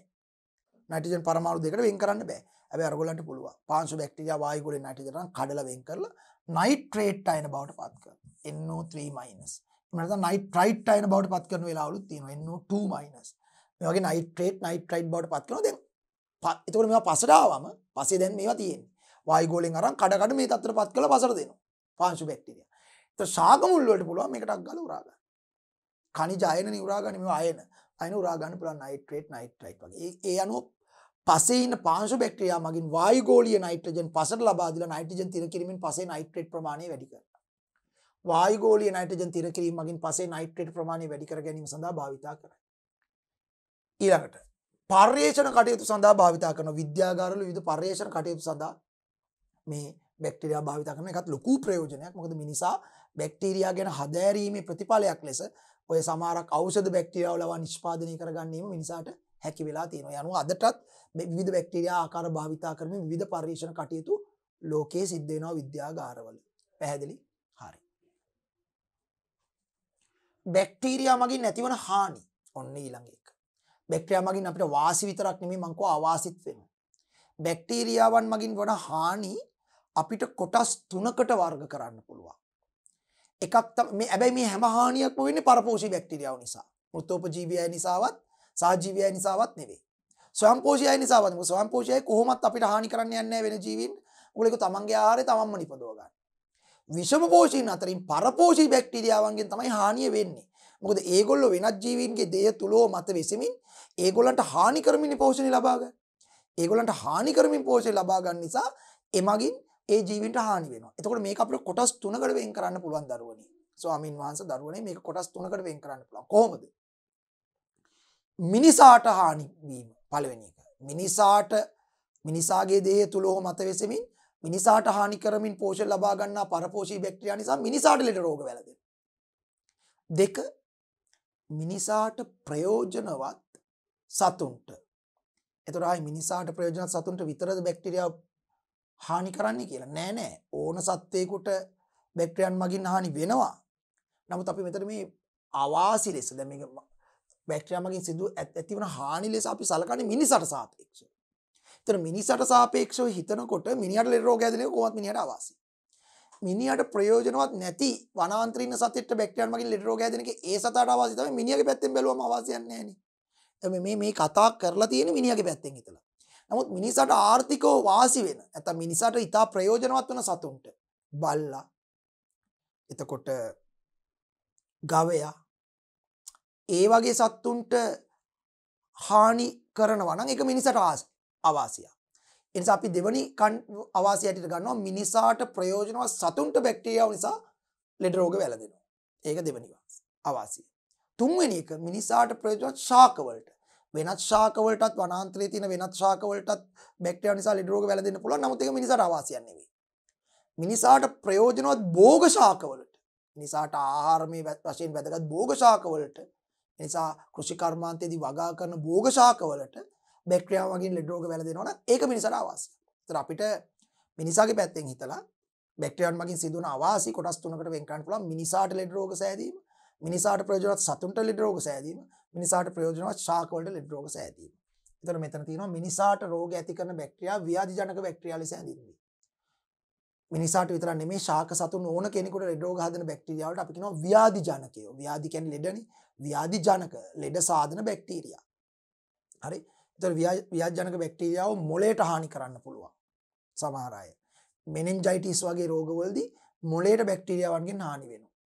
හරි. අතිනිකයි නියුරෝ ඉන්ෆෙක්ෂන්ස් කියලා. ඊළඟ ආහාර මාර්ගයට හානි කරන කොලෙරා උණ සන්නිපාතයේ බැක්ටීරියාව සැල්මොනෙල්ලා ටයිෆි ආහාර මාර්ගයට ගිහිල්ලා විබ්‍රියෝ කොලෙරා බැක්ටීරියාව කොලෙරා රෝගය හදන්නේ ආහාර මාර්ගයේ. ගැස්ට්‍රෝ ඉන්ටෙස්ටිනල් ඉන්ෆෙක්ෂන්ස්. ඒ කියන්නේ ආහාර මාර්ගය ආශ්‍රිතව බැක්ටීරියා. ඕරල් කැවිටි ඉන්ෆෙක්ෂන් කියන්නේ මුඛය ආශ්‍රිතව බැක්ටීරියා වර්ධලා දත් දිරාපත් කිරීම වගේ දේවල් දත් කැක්කුම හරි දත් පණුව කනවා කියලා අපි කියන්නේ. පණුව නෙවෙයි අත්‍තරම කන්නේ බැක්ටීරියාව. ඒ ඕරල් කැවිටි ඉන්ෆෙක්ෂන්ස් තියෙනවා. ඊළඟට යූරිනරි ට්‍රැක් ඉන්ෆෙක්ෂන් මූත්‍ර මාර්ගයේ ඔස්සේ බැක්ටීරියා එකතු වෙලා මුත්‍රාශය සහ වකුගඩු ආසාදනය කරලා එමගින් රෝග ඇති වෙන්න පුළුවන්. පල්මොනරි ඉන්ෆෙක්ෂන් කියන්නේ පෙනහළු වලට ශ්වසන මාර්ගය හරහා ගිහිල්ලා පෙනහළු වලට බැක්ටීරියාව ගිහිල්ලා එමගින් ඔය නියුමෝනියාව ඩිප්ලොකොකස් නියුමෝනියා කියන බැක්ටීරියාවෙන් ඇති වෙන්නේ. ක්ෂය රෝගය, මයෝබැක්ටීරියම් ටියුබර්කුලෝසිස් කියන බැක්ටීරියාවෙන් ඇති වෙන්නේ. ඒ වගේ බැක්ටීරියා මගින් විවිධ ලෙඩ රෝග ඇති වෙනවා. මෙමරි ග්ලෑන්ඩ්ස් ඉන්ෆෙක්ෂන්ස් කියන්නේ ස්තන ග්‍රන්ථි ආශ්‍රිතව බැක්ටීරියා ආසාදනය වීම නිසා ඇති වෙන පුළුවන් රෝගාබාධ. ඊට වැජයිනල් ඉන්ෆෙක්ෂන්ස් කියන්නේ ස්ත්‍රී ප්‍රජනක පද්ධතිය ආශ්‍රිතව බැක්ටීරියා වර්ධනය වීම නිසා ඒ ස්ත්‍රී ප්‍රජනක පද්ධතිය ආශ්‍රිතව ස්ත්‍රී ප්‍රවණනී පුරුෂ ප්‍රජනක පද්ධතියත් එහෙමයි. මෙතන රූපේ නම් කරලා තියෙන ස්ත්‍රී ප්‍රජනක පද්ධතිය ආශ්‍රිතව විශේෂයෙන්ම රෝගාබාධ ඇති වෙන්නට පුළුවන්. ස්කින් ඉන්ෆෙක්ෂන් සමාශ්‍රිතව බැක්ටීරියා වර්ධනය වීම නිසා සමේ රෝග ඇති වෙන්න පුළුවන්. ඒතකොට අපිට පේනවා එහෙනම් හියුමන් බැක්ටීරියල් ඉන්ෆෙක්ෂන්ස් එහෙම නැත්නම් මානව බැක්ටීරියා ආසාදන ඒ තැන් කිහිපයක් ආශ්‍රිතව ඇති වෙන්න පුළුවන් මිනිසාට. බැක්ටීරියා ආසාදනය වීම හේතුවෙන් මිනිසාට වැළඳිය හැකි රෝග කිහිපයක් පහක් දැක්වේ. ප්‍රධාන වශයෙන් මිනිසාට ලෙඩ රෝග හදන්නේ බැක්ටීරියායි වෛරසයි. ඊට අමතරව දිලීර මගිනුත් යම් ලෙඩ රෝග ප්‍රමාණයක් හැදෙනවා. ප්‍රොටොසෝවාවන් මගින් ඉතා සුළු ලෙඩ රෝග ප්‍රමාණයක් හැදෙනවා. හැබැයි දිලීර සහ ප්‍රොටොසෝවාවන් මගින් හැදෙන ලෙඩ රෝග ප්‍රමාණය ඉතාමත්ම අවමයි. ඇල්ගී නම් අපිට ලෙඩ රෝග හදන්නේ නැහැ. එතකොට වැඩිපුරම ලෙඩ රෝග හැදෙන්නේ බැක්ටීරියා සහ වෛරස් නිසා. මේ අතරින් බැක්ටීරියාව නිසා වැළඳෙන ලෙඩ රෝග කොලෙරාව. ආහාර මාර්ගය ආශ්‍රිතව ඇති වෙන රෝගයක් විබ්‍රියෝ කොලෙරා කියන බැක්ටීරියාවෙන් ඇති වෙන්නේ. උණ සන්නිපාතය. ඒකත් ආහාර මාර්ගය ආශ්‍රිතව ඇති වෙන්නේ සැල්මොනෙල්ලා ටයිෆි කියන බැක්ටීරියාවෙන් ඇති වෙන්නේ. මම කිහිපයක් විතරක් කියන්නම්. නියුමෝනියාව ඒක ශ්වසන මාර්ගය ආශ්‍රිතව ඇති වෙන්නේ ඩිප්ලොකොකස් නියුමෝනියා බැක්ටීරියාවෙන්. වගේ මෙනින්ජයිටිස් මොළේ ආශ්‍රිතව උපදංශය ඒක ප්‍රජනක පද්ධතිය ආශ්‍රිතව ඇති වෙන රෝගයක්. ට්‍රිපොනීමා පැලිඩම් බැක්ටීරියාවෙන් ඇති වෙන්නේ. ආහාර විෂ වීම පොදුවේ බැක්ටීරියා කණ්ඩායම් මගින් ඇති වෙන ඒවා. ක්ෂය රෝගය ටියුබර්කුලෝසිස් බැක්ටීරියාව මගින් ඇති වෙන්නේ. ඩිප්තීරියාව ඩිප්තීරියේ කියලා බැක්ටීරියාවකින් ඇති වෙන්නේ. ඒකත් ශ්වසන මාර්ගය ආශ්‍රිතව ඇති වෙන රෝගයක්. අතිසාරය කත ආහාර මාර්ගය ආශ්‍රිතව ඇති වෙන රෝගයක්. මේ විදිහට මේ රෝග බැක්ටීරියාවන් මගින් ඇති වෙන රෝග. තව අපි ගත්තොත් එimhe ලාදුරු ඒකත් බැක්ටීරියා මගින් ඇති වෙන රෝගයක්. ලාදුරු පිට ගැස්ම බැක්ටීරියාවන් මගින් ඇති වෙන රෝග. බැක්ටීරියා මගින් ආර්ථිකව වැදගත් වන සතුන් ආසාදනය වේ. මිනිසාට ආර්ථිකව වැදගත් වන සතුන්ට හානි වෙනවා. ආසාදනය වෙලා ඒගොල්ලන්ට ලෙඩ රෝග හැදෙනවා. එවැනි බැක්ටීරියා රෝග කිහිපයක් පාදක ඇන්ත්‍රැක්ස්. ඇන්ත්‍රැක්ස් කියලා බැසිලස් ඇන්ත්‍රසික්ස් කියලා ඉතා භයානක බැක්ටීරියාවක් ඉන්නවා. බැසිලස් ඇන්ත්‍රසිස් එයාගේ නම බැසිලස් ඇන්ත්‍රසිස්. ඒ බැක්ටීරියාව ආසාදනය වුණොත් යම් සත්වයකට ඒ සත්වයට ඇන්ත්‍රැක්ස් කියන රෝගය හැදෙනවා. විශේෂයෙන්ම ගවයන්ට ඇන්ත්‍රැක්ස් රෝගය හැදුනොත් නාසයෙන් ලේ ගල්ලා එහෙම ඒ ගවයෝ මැරෙන්න පටන් ගන්නවා. නාසයෙන් මුඛයෙන් ලේ ගල්ලා ඇස් වලින් ලේ ගල්ලා මැරෙන්න පටන් ගන්නවා. මේක ඉතා භයානක රෝගයක්. මිනිසුන්ටත් වැළඳෙන්න පුළුවන්. විශේෂයෙන්ම ජෛව අවියක් ලෙස වර්තමානයේ භාවිතා කරන්න පෙළඹවීමක් තියෙනවා. ඒ කියන්නේ ජෛව අවි කියන්නේ මේ වගේ ඉතා භයානක රෝගකාරක බැක්ටීරියාව පරිසරයේ ව්‍යාප්ත කරලා මිනිස්සු ලක්ෂ ගාණක් එකපාර විනාශ කරලා දාන්න පුළුවන්. ඒවට කියන්නේ ජෛව අවි. ජීවීන් අවි ලෙස භාවිතා කිරීම. භයානක සුද්ධ ජීවීන් අවි ලෙස භාවිතා කිරීම. ඔය ඇන්ත්‍රැක්ස් බැක්ටීරියාව එලෙස ජෛව අවියක් ලෙස භාවිතා කිරීමේ අවදානමක් තියෙන බැක්ටීරියාවක්. ඒතර බොහෝ වෙලාවට ගවයන්ට තමයි ඇන්ත්‍රැක්ස් රෝගය වැළඳෙන්නේ. මිනිසුන්ටත් වැළඳෙන්න පුළුවන්. මිනිසුන්ට ආසාදනය වුණොත්. හරි භයානක බැක්ටීරියාවක්. ගවයන්ට වැළඳෙන බුරුළු ප්‍රදාය කියන්නේ ගවයන්ගේ තන බුරුළු විශාල වෙනවා. ගොඩාක් ලොකු වෙනවා. මොකද බැක්ටීරියා ආසාදනය වීම නිසා තමයි ඒක වෙන්නේ. බුරුළු ප්‍රදාහය කියන රෝගය. ප්‍රදාහය කියන්නේ ඉදිමීම. හරි. ඒකත් මේ බැක්ටීරියාව නිසා ඒගොල්ලන්ට වැළඳෙන රෝගයක්. මේ විදිහට බැක්ටීරියාන් මගින් මිනිසාට ප්‍රයෝජනවත් සතුන්ට ලෙඩ රෝග වැළඳෙනවා. ඒක මිනිසාට හානි කරයි. ඒ කියන්නේ ආවාසී. බැක්ටීරියා මගින් ආර්ථිකව වැදගත් වන භෝග දාසාදනය කරයි. එවැනි බැක්ටීරියා රෝග කීපයක් පහත දැක්වේ. ඔව්.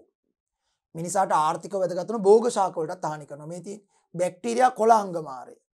බැක්ටීරියා කොළ අංගමාරය හැදෙනවා ගොයම් වලට. මේ තියෙන ගොයම් ශාකයේ කොළ අංගමාරය හැදෙන බැක්ටීරියාවක් ආසාදනය නිසා ගොයම් ගහේ කඳ මේ දිරාපත් වෙලා වීරලා මැරලා යනවා. එතකොට ගහේ කරල් එන්නේ නැහැ. හරි. කොළ අංගමාරේ ගොයම් වලට.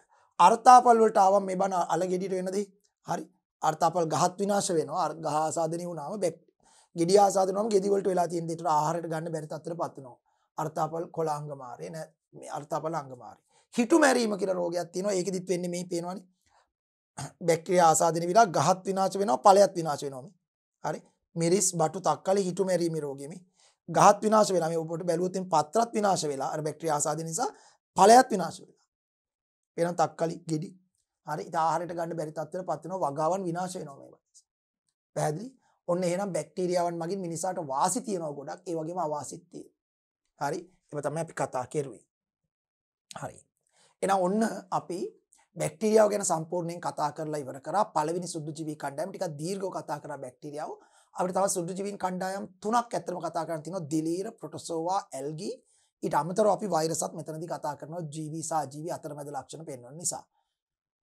හොඳයි. එහෙනම් ඊළඟ පරිච්ඡේදයේදී අපි ඒ ඉතිරි සුද්ධජීවී කණ්ඩායම් 4 ගැන සාකච්ඡා කරන්න බලාපොරොත්තු වෙනවා. ඒ සඳහා මේ බැක්ටීරියා ගැන අපි ඉගෙනගත්තු කාරණා හොඳින් අවබෝධ කරලා ඒ දේවල් මෙනෙහි කරලා පරිශීලනය කරලා හොඳට මතක තියාගෙන කරුණු ටික එන්න අපි ඊළඟ පරිච්ඡේදයේදී ඉතිරි සුද්ධජීවීන් කණ්ඩායම් දිලීර, ප්‍රොටෝසෝවා, ඇල්ගී වෛරස ගැන කතා කරන්න බලාපොරොත්තු වෙනවා. හොඳයි. එහෙමනම් මේ පරිච්ඡේදයෙන් සමුගන්නවා ඊළඟ පරිච්ඡේදයේදී හමු වෙමින් බලාපොරොත්තු වෙතුව. සියලු දෙනාට තෙරුවන් සරණයි. සප්පදානං ධම්මදානං කිනාති. සියලු දානයන්ට වඩා ධර්ම දානය උතුම් වන්නේය යන උතුම් බුදු වදන පසක් කරමින් පිරිවෙන් අධ්‍යාපනය ලබන සුවහසක් පොඩි හාමුදුරුවන් වහන්සේලාගේ මෙහිණින් වහන්සේලාගේ සහ දුවා දරුවන්ගේ දහම් ඇස විවර කරමින් සම්බුද්ධ ශාසනයේ චිරස්ථිතිය උදෙසා ධම්මික පෙරේරා, ෆ්‍රෙසිලා පෙරේරා පදනම මගින් සිදු කෙරෙන මහඟු සමාජ සත්කාරයයි ඩී.පී. පිරිවෙන් අධ්‍යාපනය.